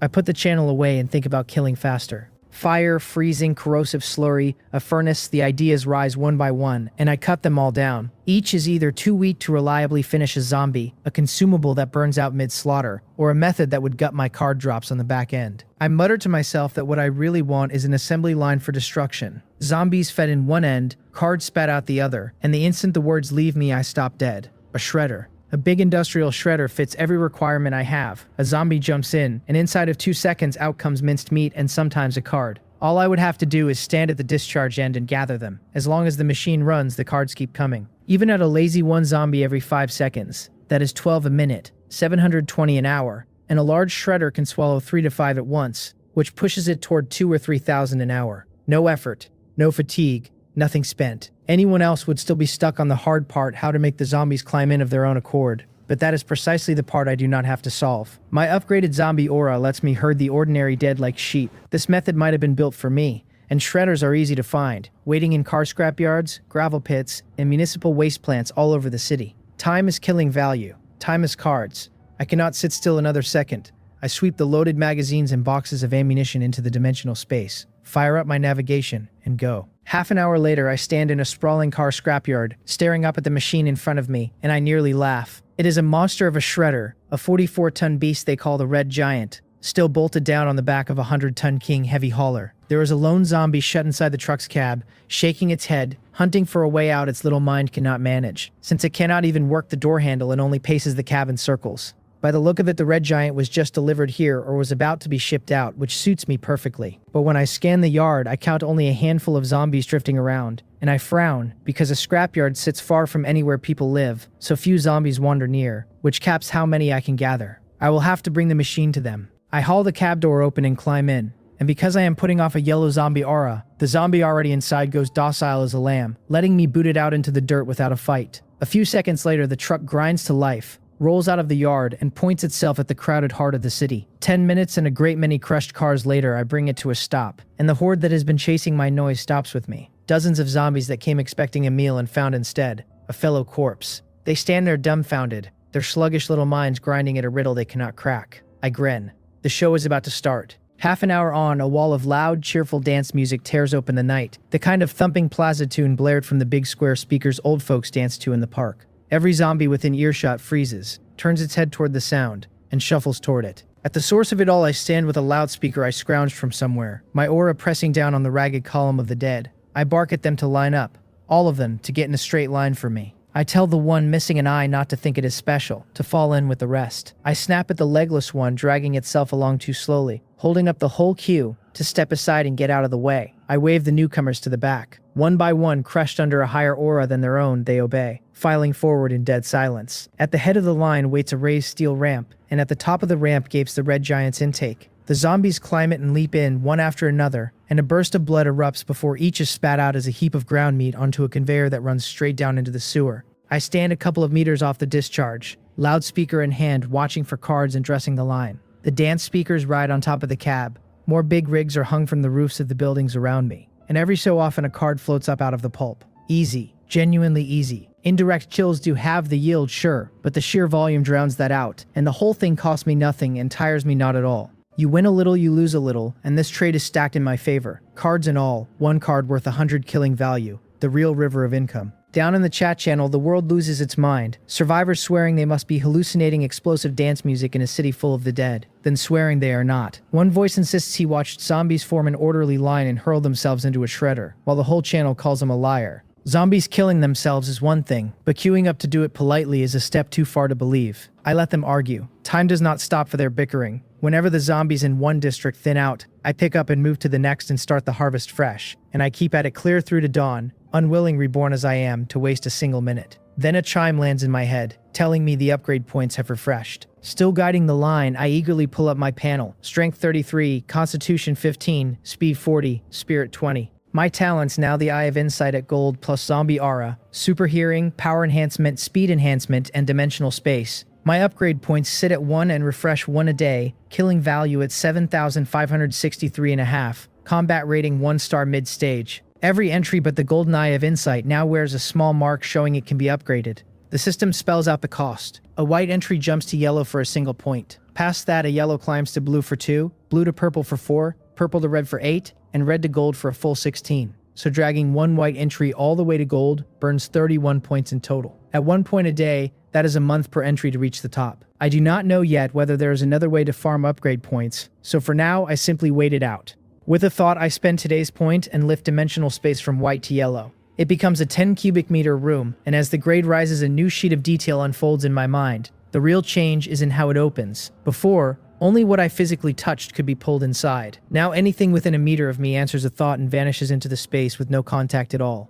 Do not shrug at the gap between touching and not touching, because I can make it sing. If a man shoots at me, the old me could only dodge. The new me sets the space's mouth hanging a meter in front of my chest, so any round crossing that line is simply swallowed, and then I turn the exit to face the shooter and let his own bullets fly back out at him. A pure engine of return damage. If I had held this in my last life, how would Joe Tay and the rest of them ever have boxed me in and cut me down? A shame it still takes only objects, not people. A person in there would open doors I can barely imagine, but that is a worry for another day. Deep in the night, the slaughter rolls on, and as I drift through district after district, more and more survivors catch sight of me, and the chat channel roils with it. They watch zombies file to their own deaths, and they watch me at the center of it, showing not the least sign of being a zombie myself. After a heated round of argument, a single story hardens and spreads like fire. A corpse king with a human face. He can command the dead into orderly suicide, he feeds on people, his strength is unknown but monstrous, and he was seen to punch a common zombie's head clean off its shoulders. Encounter him, the warning runs, and hide. I see every word of it and offer no correction.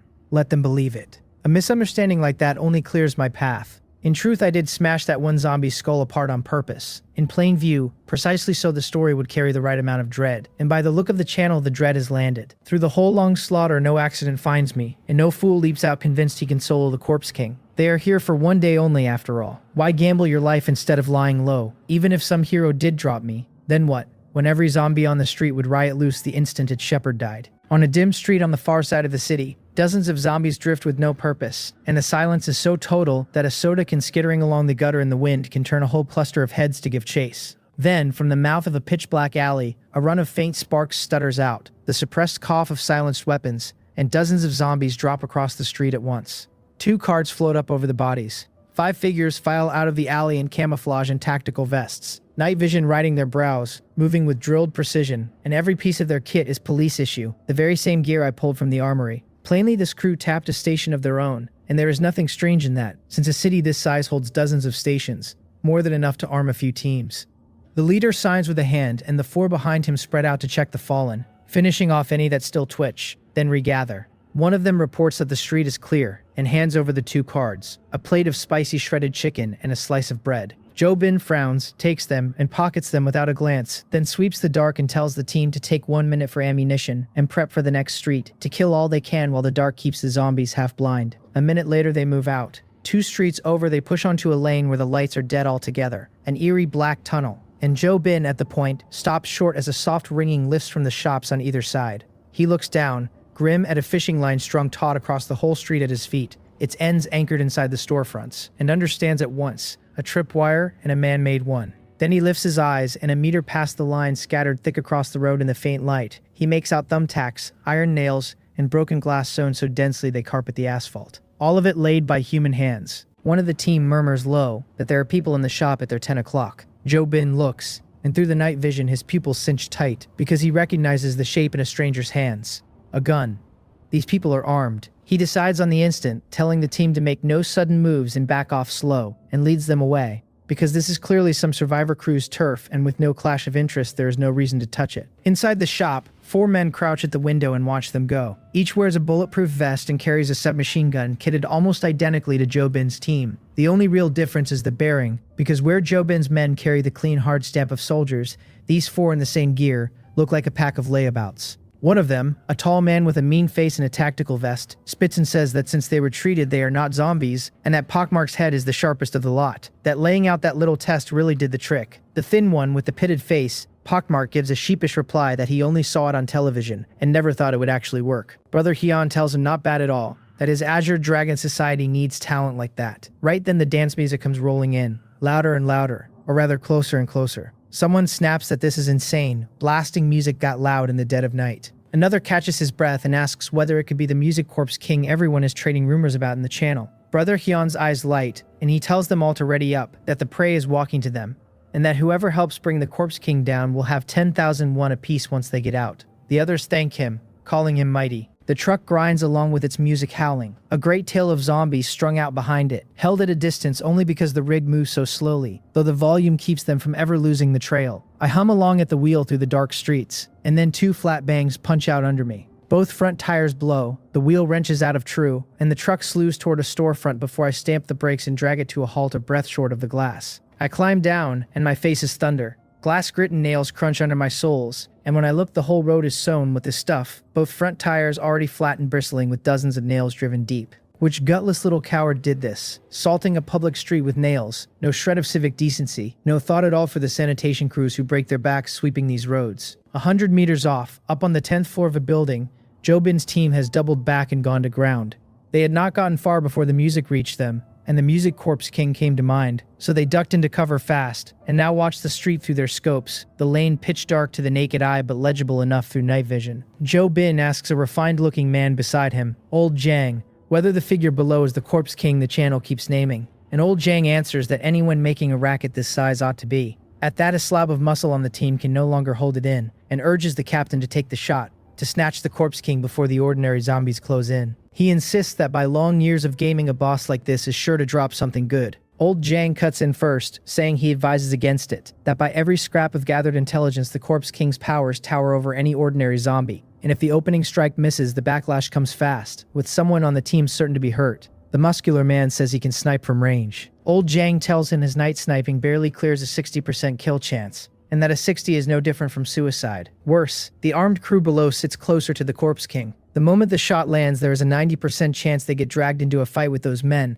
and a 50% chance someone bleeds for it, unless they simply hand over the spoils. The muscular man's cheek jumps, and he says he asked the captain, not Old Jang, and looks to Jo-bin, all hope pressing whether they should take the shot. Jo-bin's face darkens, and after a moment he decides they wait and watch. Down on the street I have killed the music, and my eyes rake the dark like a pair of torches. My ears twitch and twitch again, super hearing combing the black for whoever did this. And a heartbeat later I turn and fix on one shop front exactly, the one hiding Brother Hyun and his 4, because that is where the sound came from. The instant my gaze lands, a furious roar breaks from inside, an order to shoot me, to kill me, 100,000 won for the man who does it. Sparks flare inside the dark shop and submachine gun fire rips across the night, straight at me. My step halts and my face goes cold. So they have guns, and they are spraying wild, as if they take me for something soft. The dimensional space yawns open in the air before me, and as the rounds cross into the meter around my chest, the space warps and swallows them whole, gone, and under the cover of night not a soul sees it happen.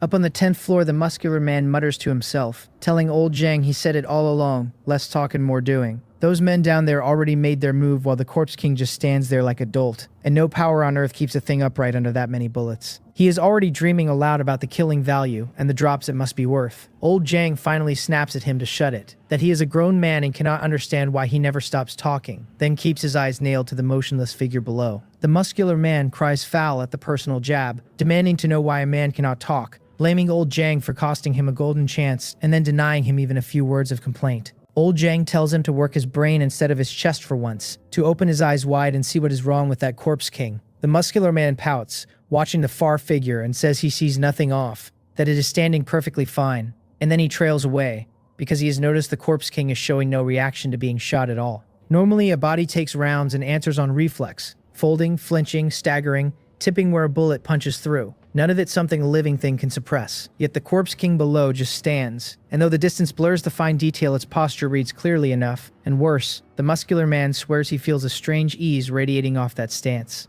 Ease, he thinks. To hell with ease. A man facing 100 bullets has no business looking relaxed. Old Jang says, without lifting his head, that he has watched a long while now, and that the wall of the building behind the Corpse King has taken no damage whatsoever. He asks what that means, then answers himself before anyone can, that the man is using some unknown power to make the bullets vanish. The muscular man balks, asking whether old Jang truly means to claim this Corpse King has superpowers, that such things are only make-believe. Old Jang grins and says the killing space is here, the zombies are here, the attribute panels are real, so is a superpower really the outrageous part? And besides, has he never noticed the talent line on the panel? Because that is exactly where a power like this would live. The muscular man falls silent, unable to argue because there is nothing to argue against, and a cold thought crawls up his spine, that perhaps he could have a power of his own too. On the street, the gunfire runs past 10 seconds and dies. Inside the shop, the four have emptied every magazine and stare at me, unmoved in my place. One asks Brother Hyun whether the Corpse King is not dead, and if so, why it still stands. Brother Hyun says it is dead for certain after that many rounds. Dozens of hits easy, and that as for why it stands, who is he supposed to ask?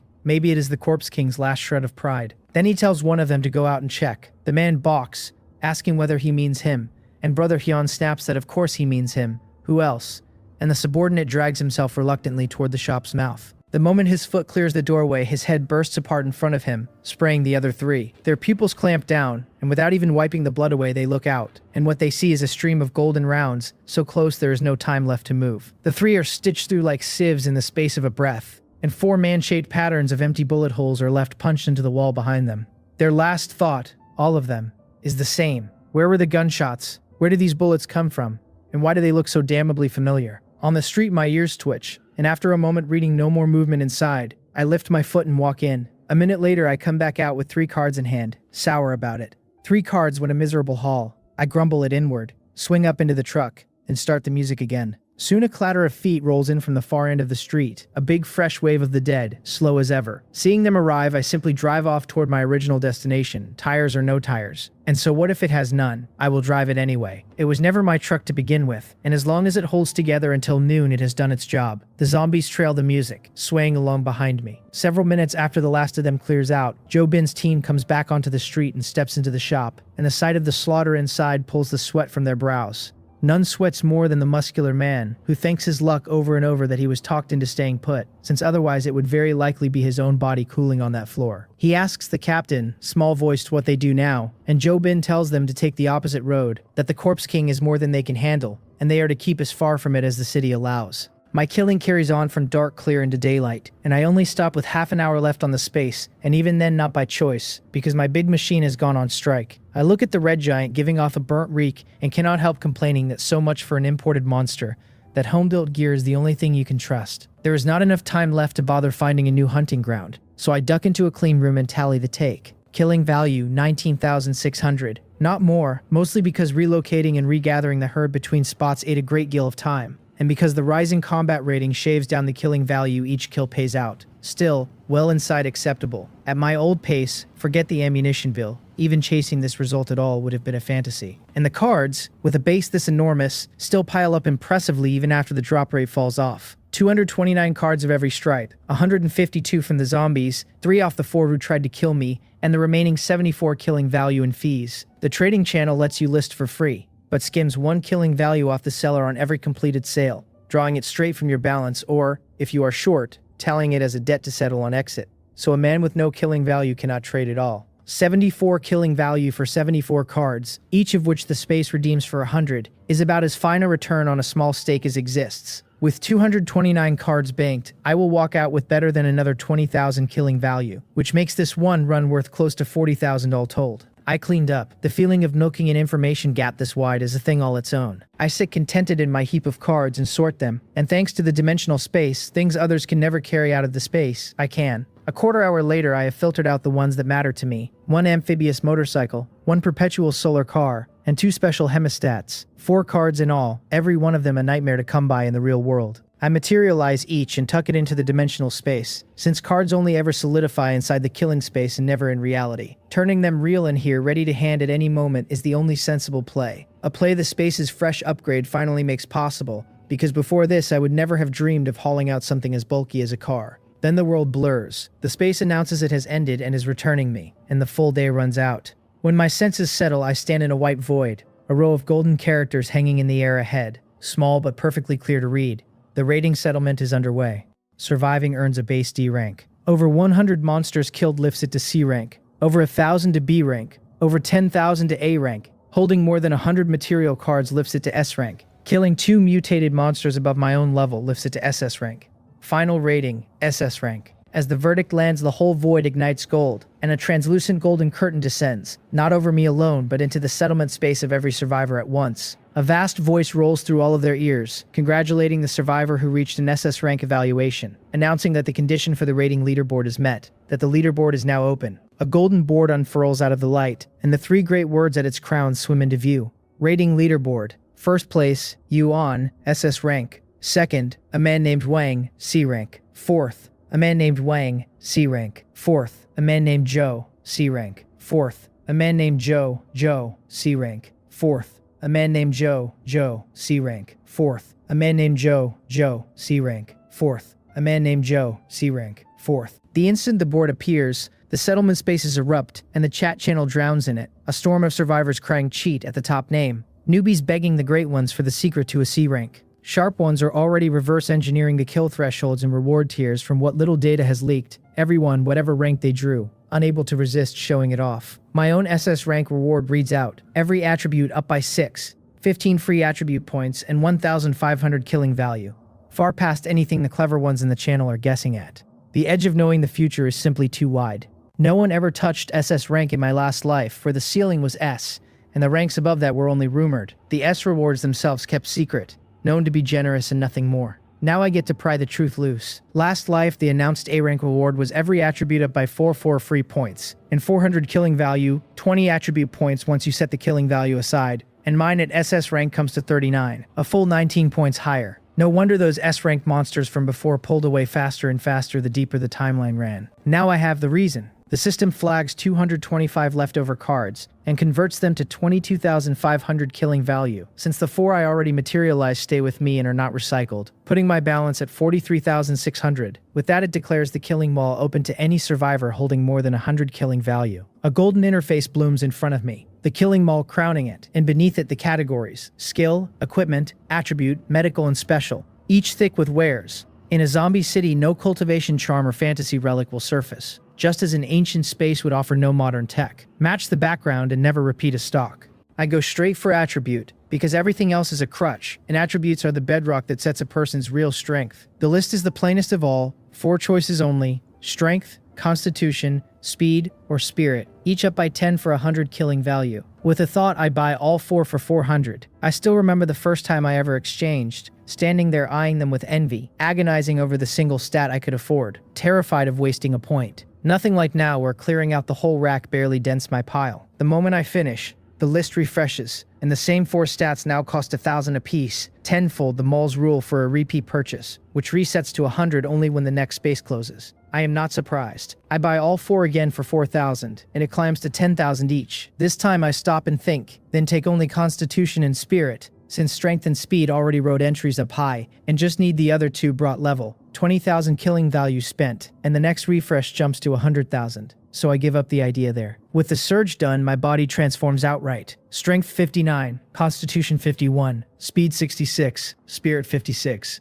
My talents: the Eye of Insight at gold with zombie aura, super hearing, power enhancement, speed enhancement, and dimensional space, all at yellow. Upgrade points spent to 0, killing value at 19,200, 15 free attributes in reserve, combat rating 2-star early stage. My top stat, speed at 66, is what tips me across into 2-star. And I recall that the first 2-star revolver ever exposed in my last life did not surface until after the 3rd space, or maybe the 4th. And here I stand having reached it off the back of the 1st. Who else in this whole apocalypse can say the same? The 15 free attributes I leave untouched. My strength is plenty for the moment, and I would rather bank them for the kind of crisis I can spend my way out of on the spot. Think of the way the speed zombie boxed me in earlier, when 15 points dropped into speed then and there would have spared me a fight that risked my life. Now for the rest of the killing value. By memory, the next space brings out the legendary zombie proper. These things are born from the grievance and foulness of heaven and earth, deathless and unbreakable, belonging to none of the three realms of heaven, earth, and man, cast out even from the 6 paths of reincarnation. They divide into white zombie, black zombie, hopping zombie, flying zombie, and drought demon, and the rarer gifted ones grow stranger powers still, copper skin and iron bones, blood drawn from a distance, a fearlessness of sunlight. Those are the ones out of myth though, and most of what this space will spit out is the plain black zombie. Glutinous rice, rooster's blood, a black dog's blood, all of it works against them, but only to save your own skin, none of it with enough killing power to matter, so I need proper tools out of the space itself. Weapons first. A peachwood sword cuts a zombie well enough, but is not my best answer. In last life, someone already ran the research on which weapons truly excel against the monsters.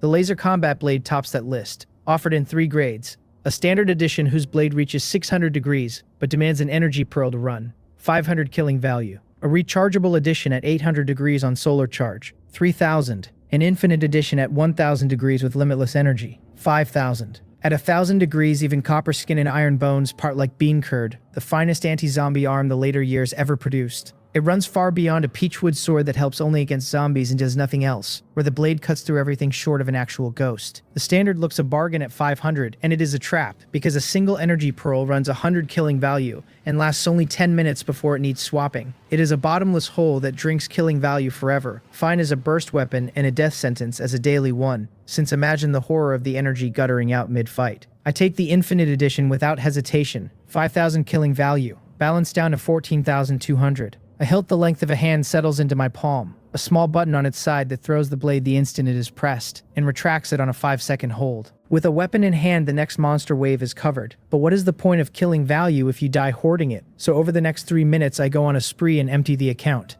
A Desert Eagle, modded edition, loaded with endless armor-piercing rounds, 5,000. A personal Vulcan Gatling, modded edition, endless armor-piercing rounds at 6,000 a minute, 5,000. Firearm mastery at master level, 2,000. Blade mastery at master level, 2,000. And 2 vials of 3-flower light blood, 10 milliliters of upgraded formula each. A seasoning wrung from blood essence to mix into water, drawing every blood-eating thing within a 10-mile radius, 200. Ranged fire, area fire weapon mastery on both, plus a lure that pulls the zombies to me. My kit is close to complete. Skills in the space run 5 tiers, low, mid, high, master, and perfect, at 100, 500, 1,000, 2,000, and 5,000 killing value, and master is more than enough. Killing value spent to nothing, I feel no pull to linger and step out of the settlement space. In a blink I am home again, glancing out the window at a high moon in the small hours of the morning. The second morning now, a full day gone. The cracked stones and the 2 drained energy pearls still lie on the table as though nothing on earth had changed, only a boundless power surging through me from within. The first thing I do is go out for skewers, since a whole day of gnawing dry bread mid-slaughter has left my mouth so flat I could spit feathers. Across the world, countless survivors pour back into reality, and inside a bare 10 minutes they have seized every platform there is. Message boards and forums and short video apps buried under an avalanche of first-hand accounts from inside the space. The quick-witted are already live-streaming to fan counts that climb like something is on fire. The whole returning tide rewriting what everyone thought they knew about the killing space and about the world itself. This night is fated to be a sleepless one, and the entire nation is watching. Inside a military base, in a conference room, a man stands at the podium delivering his report, and the man is Joe Bin. He finishes, telling the room the situation report on the killing space is complete, and a strange silence settles over the whole chamber. After a moment, the lean, square-jawed man at the head of the table tells him he has done well, and to go on with his analysis of the ratings and the rewards. Joe Bin gathers himself and continues, saying the preliminary read is that rewards track with ratings and ratings track with kills. In the operation, his team dropped more than 900 zombies, and under deliberate testing he personally accounted for over 600, while his 4 others took between 50 and 150 each. He drew a C rank and placed 4th on the leaderboard, while the other 4 came away with 3 C ranks and a D rank, none of them making the board, and the reward he received was every attribute up by 2 free points, and 200 killing value. He lays out the conjectures next, drawn from the chat channel and run through big data analysis. Ratings are confirmed to run D through SS, and there is a 90% probability an SSS exists above them. D rank asks only survival, no kill required, and pays every attribute up by 1 free point, and 100 killing value. C rank comes from 1 person killing 100 zombies, D and C are hard data, and everything under them is inference for reference only. There is an 86% chance B rank needs 1,000 kills from one person, and a 92% chance it rewards every attribute up by 3 free points, and 300 killing value. A rank follows the same curve. While S and SS cannot be inferred for lack of data, he adds that he traded killing value for his own constitution and speed, both now twice an ordinary man's with no side effect he can yet feel, and that the rest of his balance went into one thing. He lifts a briefcase onto the table and opens it, and a single vial sits inside. He says it is called an awakening potion, 300 killing value in the space mall, and that drinking it activates a person's innate ability. He bought 2, drank 1, and woke the power to command lightning. He turns his hand over, and several thin bolts crackle up in his palm and gather into a slow-turning ball of lightning, blue and beautiful and steeped in menace. The high officials look at that blue sphere without a flicker of surprise, only a deep and growing worry, because if a thing like this ever slipped its leash, the whole nation's social order could come apart. The meeting runs until dawn. The report is dressed into a formal analysis and passed up the chain, and inside 10 minutes it lies before the highest leader. Half an hour after that, a special department stands up under the name the 816 Bureau, keyed to its founding date, the 16th of August, with Joe Bin named its director. Its charge is to find and recruit the talents rising out of the space and to smother the disturbances that evolvers will stir up across the land. The first thing Joe Bin does in office is sift every survivor of this space through military big data, because anything a person said online, a message, a call, a post in any circle leaves a trace that no screening can miss. Live in the age of information, and while it widens your world, it quietly takes something back. The next day dawns bright, and the roar around the killing space only swells, every platform's entire top 30 trending topics running space and nothing else.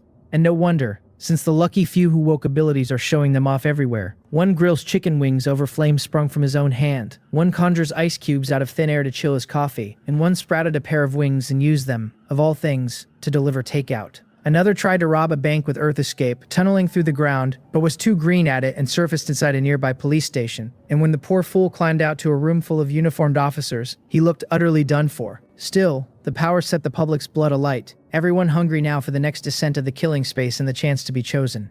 At home, I sit watching the news. As for the job I used to hold, on the second day out of the space I fired my boss without ceremony, because what era is this to still be clocking in, and could a paycheck possibly outweigh getting stronger? If I wanted, I could walk into the military right now and be treated as someone precious, but I have no appetite for dealing with them yet. The military is hardly one solid body, and more than a few of its senior officers wear the nation's uniform while their hearts serve another master entirely. Until I hold strength enough to guarantee my own safety, I will not go putting myself on display. Bored, I flip the channel, and a fair-skinned, long-legged woman appears on screen running a street interview on the one topic burning in every mouth, asking a passerby whether, given the chance, he would step into the killing space. The man says no. She presses him, asking why not, whether he does not want a power, does not want to be a superhero. He answers that going in offers real opportunity, but people die in there, that he already has money and standing, so why gamble? A pair of wings hardly makes a superhero when the man is still out delivering takeout, and in this world there are no monsters, only money, which is all powerful, and which, as it happens, he has plenty of. I watch him with cold eyes. Who told you there are no monsters in this world? By my count, that thing should be surfacing right about now. I pull out my phone and search, and there it is, the strange news breaking. A poisonous mist has rolled over regions across the country, dropping many into unconsciousness, though no deaths are reported yet. The mist holding stubborn, with witnesses swearing they can just make out human figures moving inside it. The relevant departments are still hunting its source, the official words sealing off every mist-covered zone and warning people to keep well away until it lifts. Every report points at the same thing, a real world coming apart at the seams. Ordinary eyes read it as an oddity in the headlines. I read it as monsters about to descend. The real world is no longer safe, and the monsters born in the killing space are going to come down into it one at a time. This poisonous mist is the herald of the zombies' arrival. Research in my last life pinned the mist as a byproduct of the instability between the two spaces, and once the two settle against each other, the mist thins out, and that is when the zombies walk. As for how long it lingers, it holds until the second space descent finishes, and the next mist will hold until the third space ends, and so on down the line. More monsters bleeding into reality every cycle, human ground shrinking under them without pause. There is a gift buried in the descent though, danger and chance in the same hand. Killing a monster in the real world grants no killing value, and drops no card, but it can yield something else, an evolution crystal. It is a six-sided red stone that forms in the skull of certain monsters, holding the raw power of evolution a human can absorb to raise attributes and wake abilities. The catch is that the crystals drop rarely and absorb poorly, so evolving this way crawls compared to the space. Clear one space alive, and the floor reward is 2 attribute points, setting aside anything killing value can buy. And 2 points equals absorbing 20 crystals, which for zombies means killing roughly 200 of them. My 39 points would take 390 crystals, near 40,000 zombies. On top of that, the body caps how many crystals it can digest a day, 10 to 20 for an ordinary constitution. So even chasing 39 points would eat half a month at the least. The daily ceiling rises as you grow stronger, but never fast enough to rival stepping into the killing space. Last life, those the space never chose had only this road to strength and survival, and even some who fared badly inside leaned on real-world kills to climb, because however small a mosquito, it is still a scrap of meat. Given the chance, I would take a turn at it myself, though my quarry would not be the common zombie but the mutated ones. 10 days looks like a long stretch and passes like a single breath. I finish every preparation and wait, quiet, for the second space to open, and I leave the upgrade points I have banked across these days untouched, holding them to spend as the moment demands once I am inside. When the countdown strikes 0, a line of golden text projects out of the space imprint, announcing the second killing space is open and asking whether I wish to enter. Old survivors get the choice now, and they fall outside the 100,000 count, since the 100,000 each cycle names only the freshly selected, which means far more than 100,000 pour into this opening, and the crowd will only grow with every one after. I already decided long ago. Enter. A flash of gold, and I am gone. Welcome to the killing space. The rules scroll past. The first to survive, the 10th telling me the space stays open, 2 days with monsters descending in, 5 minutes, the counter reading 4 minutes and 58 seconds. Everything is identical to before, but for the longer survival and the shorter prep, 1 day stretched to 2, 10 minutes of grace cut to 5. Difficulty climbs with each opening, so that the earlier you come, the richer the reward and the sharper the danger. I ignore the prompt, and in the pitch dark around me a beam suddenly flares, a flashlight I pulled from who knows where, and I sweep it across the room. The place runs about 100 square meters, one wall lined with rows of memorial tablets furred in cobwebs and dust, long abandoned, and dead center sits an ancient coffin, its lid shut tight, old paper effigies heaped around its base. I take a long look at it and walk closer, then slide the lid open with a flat strike of my palm, and a pale, serene face rises into the light. A corpse, though a couple of glances confirm it is not yet turned. So the monsters really are zombies. I check the room over, find the one coffin and nothing else, and step out the door. Beyond it, a small courtyard resolves under the moonlight, choked with weeds and missing its gate, untended for years, and my beam runs bright across it and out through the archway to hint at a mountain forest past the walls. I cross the yard and step outside, and when I look back at the gate, a rotted plaque hangs above it. 4 bold characters staring down at me. U-Clan Ancestral Hall, my own surname, gazing back from the wood. My mouth twitches, and I swallow the urge to complain. Towering trees stand on every side, a thin path threading off into the forest toward somewhere I cannot see. The whole place silent under a drifting mist that lends it a cold, creeping menace. I circle the little courtyard with a light and piece the situation together. A secluded clan hall ringed by wild mountains, the coffin most likely in nearby villagers, set here to wait. After better than 4 minutes turning up no sign of a living soul, I come back to the hall right on time. I look at the quiet coffin, roll my wrist, and a black hilt appears in my hand, and the next second a red blade of light springs from it. A laser sword. The instant I finish, several lines of text hang in the void, telling me the monsters are descending and laying out the first day's mission, to defend the clan hall, to hold out inside it until dawn. So the missions have begun. The first space carried none, a beginner's kindness, but from the second descent on the space hands out a basic mission every day, none of them fixed. Each survivor's different, some to kill, some to reach a place, some to find an object. Completing it raises your rating, and failing it drags both rating and rewards down. Mine is to last until dawn, and by what I remember, dawn is either 6 or 8 hours off, too long ago to pin exactly, though it hardly matters since I am skilled enough and steady enough to hold even 10. Then a heavy bang splits the quiet as the coffin lid flies up and crashes back to the floor, and a figure stands bolt upright in defiance of every joint a body owns. The zombie has come. A golden light flares in my eyes, and I turn the eye of insight on the thing standing where the coffin used to be. It reads back as a common zombie, combat rating 1-star initial stage, carrying 4 traits I can strip. Zombie body at white, bloodthirsty recovery at blue, blood tracking at yellow, and olfactory perception at yellow. A legendary creature, and it comes pre-packaged with a whole string of loot. My eyes gleam. The zombie throws its head back and lets out a low, grinding growl, 2 ribbons of gray vapor curling from its nostrils, and for 1 heartbeat it looks genuinely imposing. The very picture of the dead clawing back into the world. Then a red line of light crosses it at the waist, and the return from the dead pose ends with the top half of it sliding off the bottom. I flick the laser sword clean and cannot help muttering that it should learn some manners, screaming its lungs out in the dead of night, disturbing the peace like that. The prompt confirms the kill and hands me a single killing value, and with it a wall of unlocks, the public platform, the chat channel, the trading floor, every permission reset the way it resets each time a space opens. 1 killing value. I let a tired look cross my face because a common zombie should pay 2, and mine came halved for the simple crime of already standing at 2 star, but I do not dwell on it. Whoever complained about being too strong, if the payout shrinks I kill a few more, and besides, killing value is never my only road to power. I still have traits. I turn to the knot of light orbs pooled beside the corpse, the zombie's traits shed for the taking, and I rub my hands together and reach in. The system tells me I have claimed bloodthirsty recovery at blue, blood tracking at yellow, and olfactory perception at yellow. Bloodthirsty recovery triples my healing on its own and multiplies it tenfold once I have swallowed blood. Blood tracking lets me follow any creature by the scent of its blood. Olfactory perception lets me feel out living people by smell and read their movements. The one trait I leave lying is zombie body, and I chew on it a while before I let it go. Zombie body has a monstrous growth ceiling, true, but the drawbacks come stapled to it. Restriction after restriction, and worst of all, it wrecks your face. If these were the legendary undead lords, the kind that keep a human face and edge toward true immortality, I might have swallowed my pride and taken it, upgraded it, walked in daylight forever. But this cheap rotting version, not even a stray dog would want it. The 3 traits settle into me at once, a flush of heat, then an itch high in my nose, and the knowledge of how to wield each one pours ready-made into my head. After that, nothing. I glance at my attribute list out of habit and find the 4 numbers unmoved, whether because a trait like this adds no raw stats, or because my attributes already sit too high to nudge. I cannot say. Of the 3, olfactory perception is the one that catches me off guard. Lock it onto a living thing and my mind builds a little model of it, so that even with my eyes shut I know exactly where it stands and what it is doing. Genuinely uncanny. The flaw is just as plain. It only bites on things that breathe, so a target holding its breath drops clean off my radar, which is the very trick that lets a man lie dead still and let a low zombie shuffle right past him, but upgraded. I let myself wonder whether an upgrade would let me feel the whole room without my eyes, inanimate things included. A real radar bolted into my skull. Worth finding out.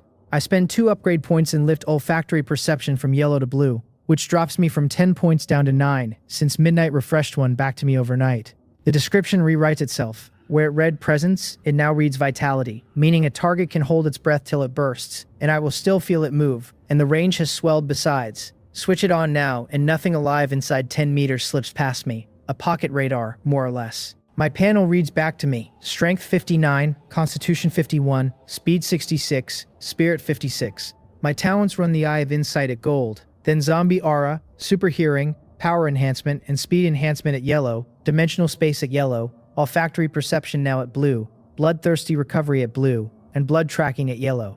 9 upgrade points banked, 1 refreshing a day, a lone killing value to my name, 15 free attributes in reserve. Combat rating 2-star initial stage. 5 minutes later, I am sitting in the courtyard, bored out of my skull, watching the gate. Getting saddled with a guard mission is throttling my kill rate to nothing, and I cannot leave the U-Clan Ancestral Hall, so all I can do is sit here and stare at the archway like it owes me money. To kill the time, I open the chat channel, a thin trickle of messages. A few survivors beg to trade for glutinous rice, black dog blood, and rooster blood. One poor soul whose whole mission is to find toilet paper in the deep wilderness asks whether a traded roll would even count. Another, locked in a prison cell, stares at 2 old rifles on the far wall with no key and no hammer, offering cards to anyone who can spring him. Someone offers to go save him. Someone else laughs that the rescuer only wants the guns. And a voice reminds them all that firearms barely dent a zombie unless you put the round through an eye or into the mouth. I sigh at how few messages there are, which tells me plainly how few people can actually kill these things. Zombies wear 100 weaknesses, sure, but without the right items in hand, killing one is like climbing to heaven, and most survivors who meet a zombie can do nothing but keep themselves alive. Still, the clever ones in that thread are onto something, taking the shortcut, asking for help instead of swinging at the problem. The man hunting toilet paper only needs someone to trade him a roll, and the space rules his fetch mission complete. Find and object missions are the softest of the lot, and the real edge every survivor holds is that they can chat and trade across the spaces at will.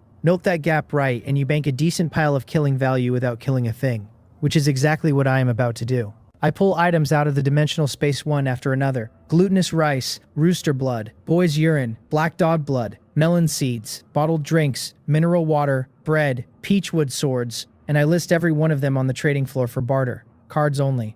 Nothing else accepted. Cards are the other road to killing value, and gather enough of them and you eat well without ever bloodying your hands. A lesson the last space taught me, which is why I stuffed the dimensional space to bursting before I stepped in this time. All of it was for this exact moment. This is why they call dimensional space a god-tier gift in here. I stop watching the listings the second they are up, because I am not worried about buyers. With this flood of newcomers, there is always a sucker, and even the veterans who know down to the decimal what a card is worth will trade for glutinous rice the moment they are cornered. Somebody wants to sell, somebody needs to buy. Simple. Then my ears twitch, and I am on my feet grinning. Company. A few seconds is all it takes, and two stiff shapes come hopping merrily up to the courtyard gate, a pair of plain zombies by the eye of insight, and my interest dies on the spot. 10 minutes for two zombies is a joke of a rate. At the gate they work their nostrils, fix on me, and lunge together with a low growl. I cannot be bothered. Red light wakes in my hand, I stamp the ground and blur out of where I stood. The blade flashes once, and both of them lock up midair before a black seam opens across each body, and they drop apart into 4 smoking, charred black halves. I blink back to my chair and sit down to wait again.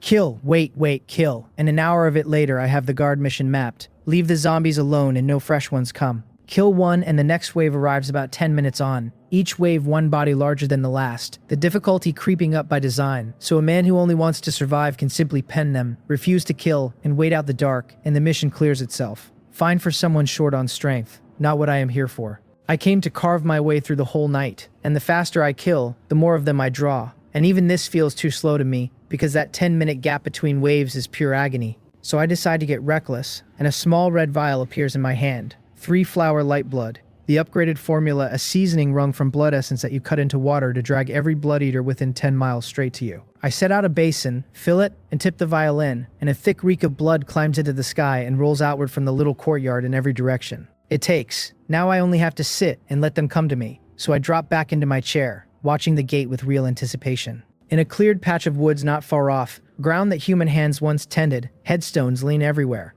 A graveyard. The reek of blood washes over it, and the earth begins to churn, a pair of black hairy hands punching up through the soil, then another, then 100, heads and shoulders heaving free. The zombies claw out of their own graves and go hopping, one and all, toward the ancestral hall. Deeper still, in a dark wet cave, a coffin stands with a strip of yellow talisman paper pasted across it. Faint gold light guttering along the characters. No mere decoration. The blood reek seeps in through the seams, and after a moment the coffin itself begins to drink, pulling the bloody air greedily inside, until a full minute later the draw cuts off and the whole box starts to shake. The talisman's gold light races and strains to hold the lid down, and loses, the shaking building and building until a crack splits the wood and the coffin bursts apart in a spray of splinters. What stands in the wreck is a zombie in armor, its face like it was doused in acid, the bared skin thick with hair, 2 green eyes that crawl right into you. It is a long stride above any common zombie. It works its nostrils, hauls the blood scent down deep, and the dull green of its stare kindles into something hungry and alive before it launches out of the cave mouth like a fired shell. None of that reaches me yet. I have just cut down another wave, 7 this time, and I look from the gate to the basin of blood soap and frown, because 10+ minutes have crawled by without a single extra zombie showing. And surely a wilderness burial ground is not this empty. One vial's reek only holds an hour before it thins, and I would hate to have wasted it. Then the next wave pays out. No lured horde yet, but 3 cards, and it goes the way these things always do. Nothing and nothing and nothing. And then when it finally drops, it drops big. I had killed a mountain of zombies without 1 card and started to think I had walked out under a bad sign, and here the luck was, waiting in this wave all along. 10 pounds of premium glutinous rice, half a liter of boy's urine, half a liter of mineral water, 2 anti-zombie goods, and 1 for living on. I pocket all 3 without a thought, because using them is a waste when I could trade them for killing value instead. Then a messy clatter of feet drifts in, and I go still, and my eyes light. Here they are. I flash to the gate, raise the flashlight, and sweep the beam across the little wood, and I actually catch my breath, because the trees are packed solid with hopping shapes, hundreds of them at a glance.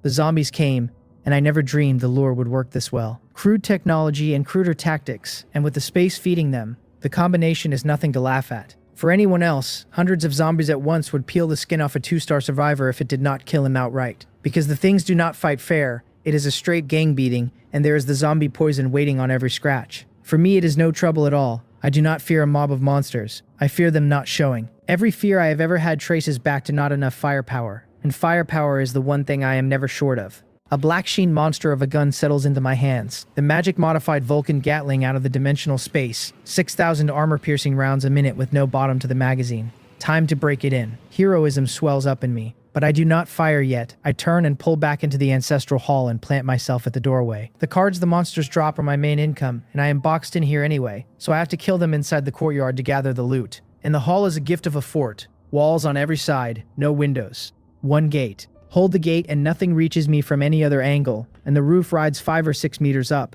so unless they sprout wings there's nothing to fret over. and if I kill fast enough, a pile-up never happens. I flick out a stone park table, the heavy kind, set the Gatling on it, toss down a chair and sit. I have that table only because I kept cramming the upgraded dimensional space full for the plain comfort of it being packed, meaning to use the thing as backup or to drop on someone's head. And here it turns out to be a gun mount. Easy, I mutter, and wait. The zombies are in no hurry, and after a stretch they finally come hopping in through the gate, cheerful as ever, and once the leaders have crossed half the courtyard I squeeze the trigger with real joy. A metal storm pours out of the muzzle, streams of armor-piercing light hammering into the dense packed dead, and they stall in their tracks and then drop in swaths like cut wheat, clean and final. Right to the end, these things never grasped that they had come to gang up unfairly only to meet someone who cheats far harder. The front rank got the worst of it, riddled into ragged sieves, flesh churned, head simply gone. 6,000 rounds a minute, and I hold it down a full 2 minutes, better than 10,000 rounds, before I ease off. Nothing left standing in the courtyard. Part of the courtyard wall is gone too,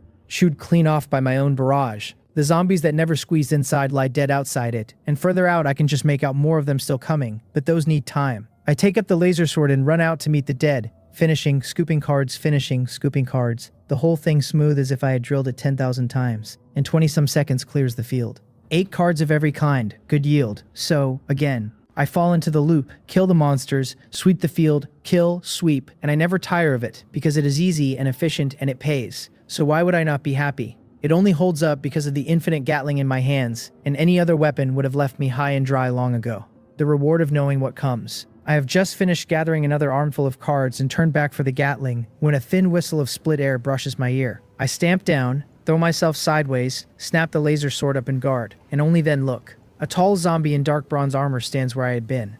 I am not alarmed, I am pleased. That build, that aura, plainly a special one, and the Eye of Insight sweeps it at once. A mutated zombie, combat rating 2-star early stage, carrying zombie body at yellow, copper skin iron bones at yellow, bloodthirsty recovery at blue, blood tracking at yellow, and olfactory perception at yellow. A copper skin iron bones on the sheet. I like it. Having missed its ambush and watched me slip it, the mutated zombie only spares me a glance and turns for the hall, drawn to the fat well of blood sent inside, hungry for that power, figuring the blood food that just dodged can keep until after. 2 steps in, its vision blurs, and the blood food it had shelved is already standing in the doorway. I ask the big fellow, from behind the Gatling, whether he is ready. It takes the question as a taunt, loads both legs, and all but flies at me through the air. A wall of metal answers, a net of countless rounds, and it feels its whole body punched through in the same instant. Its prized copper skin and iron bones tear like wet paper, and before it can wonder what hit it, dozens of yellow rounds swell up in its eyes and its head bursts, and the body drops like a wet rag. The prompt gives me 200 killing value, full rate at last, kill for kill at the same level.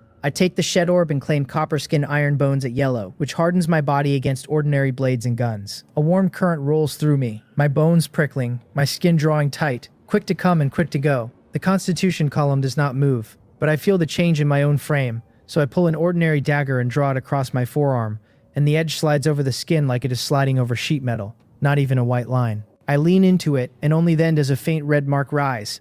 I smile. With defense like this, no common zombie can even open me, and this whole run has quietly parked me in an unbeatable seat. So, killing value. Onward. The prompt tells me the basic mission, guard the ancestral hall, is complete. 100 killing value paid. Dawn breaks, the mission clear notice hangs in front of me, and the corpses heaped through the hall crumble into black mist under the first sunlight, and bleed away into nothing, leaving a courtyard that looks like it took an artillery barrage. I put the big gun away, and count the take. 38 cards, 4,823 killing value. Over 4,000 zombies in one night, which is merely average, mostly because the later waves thinned as the run went on. The whole neighborhood's dead likely already drawn down onto me. Mission done, no more reason to sit on the hall, so I slip out. Sunlight climbs and the dark pulls back, and the zombies retreat to their shadowed holes to lie dormant, the danger easing off long enough for survivors everywhere to set out hunting for other living people and for supplies. I move through the forest and hack apart a snake that had gone still as a branch by way of camouflage, then walk on. The killing world is not only monsters, it holds plenty of dumb, ordinary wildlife too, far weaker than the monsters, so weak that killing them pays no killing value at all.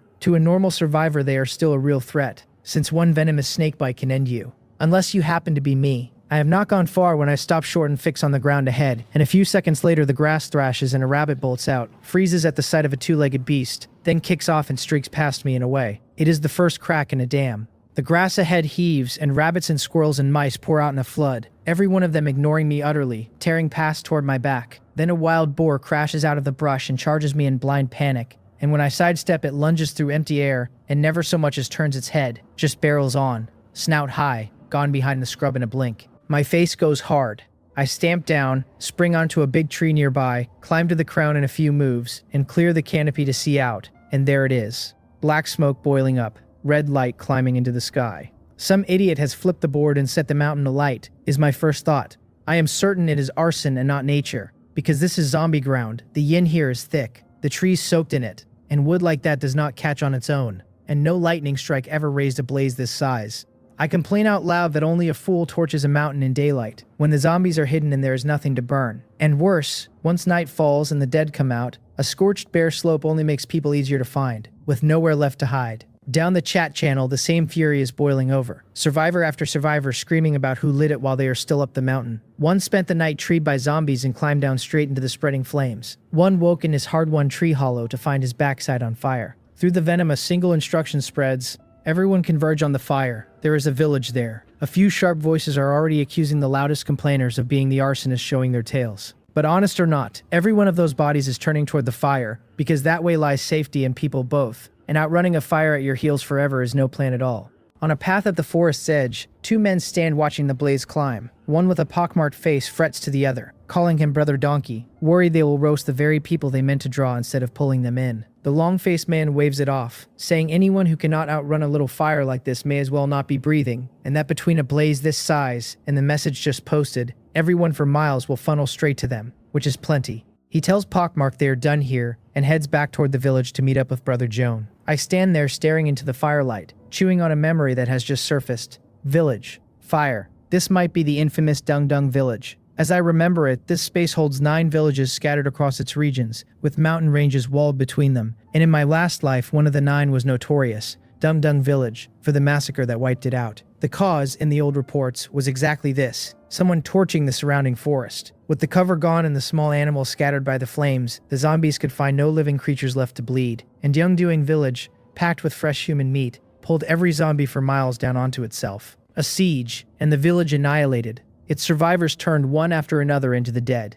I drop out of the tree and head for the fire, because the village was my destination from the start, not to save anyone, but to find the map inside it. These zombies are unlike the common kind, fiercely bound to their homes, retreating by day to sleep in their own lairs, and if I can find a lair, killing them by daylight runs several times easier than by night. I happen to know where a few zombie nests sit, but each is keyed to a different village. With a map in hand, I can push my foresight to its limit, jump village to village and hunt down nest after nest, maybe even turn up a mutated zombie or two worth a trait. My pace picks up. The nearer I get, the hotter the air. When I reach the fire, I find it cut off by a stream 6 or 7 meters across. The far bank an inferno, my side untouched, a crowd already gathered along the water like it is a streamside picnic, some of them even grilling fish. My arrival turns every head. A man in camouflage with a receding hairline gets up smiling and comes over to ask, easy and friendly, whether I am headed for the village too. You do not slap a smiling face, and his manner is decent enough, so I tell him yes. He says not to be nervous, that we are all after the same thing, all bound for the village, but the fire ahead is raging and hard to cross for now. Lucky for them, this stream makes a fire break, so the whole group is resting here to wait the flames down before crossing the burnt ground, and I am welcome to wait with them. I understand him well enough. A forest fire is no easy thing to walk through. The flame the least of it beside the searing radiant heat, the smoke, the poison gases, any one of which can kill. The temperature alone runs far past what a body takes, close enough to set your clothes alight, and even the strengthened among them would come out dead or half dead trying it bare. So they wait. But by my read, the fire needs 2 or 3 hours yet before it can be crossed, and I do not have hours to burn. I thank him for the offer and tell him I am in a hurry and will go on ahead. He is not surprised and not worried either, because plenty here made the same choice and every one of them came dragging back, singed and beaten, and some people only learn once they have paid for it. He tells me to suit myself and drifts back into the crowd, which promptly falls to whispering. One calls me another stubborn fool, another reminds him he was the same green idiot once, and a third coughs that nobody could have guessed how hot and airless it was in there. Then of all things, they start a betting pool on how many meters I will get before I break and run. The wagers fly, most of them putting me at 10 or 20 meters, one crediting me the wit to soak myself and cover my mouth first for another 10, one staking on my clean clothes that I will bull straight in and fold at 23. I hear every word, and I laugh to myself. How would these people ever measure me? How would anyone who has never used a cheat understand the joy of it? My nanosuit alone holds a constant temperature and shrugs off flame, so heat and radiant burn are nothing to me, and a gas mask handles the poison air, and the only real danger left is the open fire itself, a burning branch dropping on my head. Which I have already solved, because I need only hang the mouth of the dimensional space open above my head, and nothing that falls can touch me. With that combination, the fire that is death to them is a mild nuisance to me. I ignore the chatter and walk to the stream, which turns out calf deep and clear to the bottom. Little fish drifting by without a care, and my move to cross pulls every eye again. They argue over how I will do it, wade and soak myself for the extra distance, or pick across the stones to stay dry given how clean I keep myself. One of them, a fellow they call Little Huang, warns from hard experience that the stones are wet and slick and badly spaced, that there is no crossing them without falling. He swears on his life he will eat one of those stones if I make it, and calls himself a dog if he breaks his word. I do not want to get wet. That much they read right, and though the water is nothing to wade, I would rather not, so I check my footing, step, and jump stone to stone. The slick under my soles never touches my balance. At my stats, a little instability like that is beneath notice, and a few bounds carry me clean across, smooth as walking on solid ground. The bank erupts, someone gasping that I actually made it, someone rounding on Little Huang to ask whether those stones were truly as bad as he swore, and someone else, grinning, reminding the poor man that he had just promised to eat a stone. Little Huang's face freezes and works through several colors, and with the whole crowd watching, he finally grits his teeth and pays the forfeit, barking like a dog until they let him stop. Then a woman cries out for them all to look, because I have walked straight into the fire with no protection at all. Every head snaps to the far bank, where I am strolling into the burning ground like a man crossing his own backyard, unhurried, untroubled. Behind me, the crowd churns, insisting it is impossible, that there is no way I do not feel the heat, that I am not even short of breath. One decides I must have poured points into Constitution for the heat tolerance. Another argues that only explains the heat and not the breathing. And a third lands on the theory that I am holding my breath and moving slow to stretch it out. An old man of about 50, with half-white hair, sighs that it is useless, that a little cleverness will not carry anyone across a fire zone, that I will suffer for it soon enough. Then a woman screams and points overhead, and every eye jumps to the great tree above me. A fire-gnawed branch has just cracked loose and dragged half its neighbors down with it in a chain, a whole cascade of flaming wood pouring down at me like a fiery dragon. It lands in a string of heavy crashes, dust boiling up to swallow me whole, and the watchers go pale. This is the exact reason they would rather wait than cross, the danger that drops from any direction at once, and in my place they would count themselves lucky to be only crippled. One woman asks whether they should go pull me out. The answers come fast and unanimous. Rescue with what, and who exactly would walk in there? And it is my own bad luck for not listening when everyone said wait, and we are all grown and answer for our own choices. The woman gives it up. She had said it on reflex, and truly, if her hair caught and she went bald over a stranger, she would cry herself to death.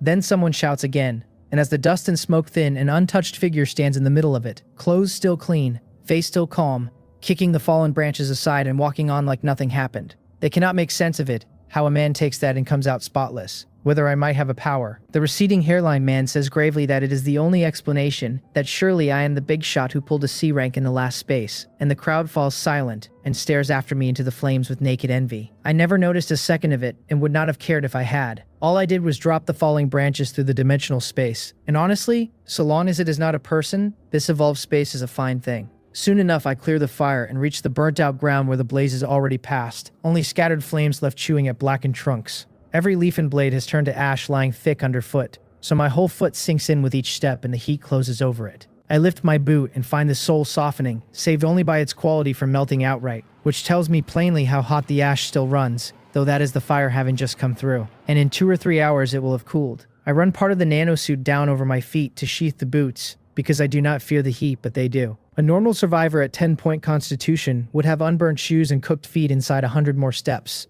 The air is thick with acrid gas besides, so I pull a gas mask from the space and fit it before going on. With no brush or thicket left to fight, my pace jumps, each step lighter, and half an hour later a village stands in the distance with a crowd gathered at its mouth. Dung Dung Village's entrance. 2 groups squared off. A gloomy middle-aged man with triangular eyes leads a dozen people in matching camouflage, old rifles in hand, plugging the village gate and letting no one through, while a ragged crowd of survivors bunches a few meters off. They rail at him, that the village is not his, that barring them is going too far, that charging an entry toll makes him no better than a street thug, that survivors are meant to stand together and cutting people off will not end well for him. The triangular-eyed man does not move a muscle. So long as he does not log off, none of them can touch him. Then, as if their noise finally grates on him, he raises his rifle and fires a round into the sky, and barks at them all to shut up, and the crowd's voices choke off at once, every face turning to him in fear. He tells them flat that he has no time to play, that they either hand over one item off their person to enter, or clear off and stop being an eyesore.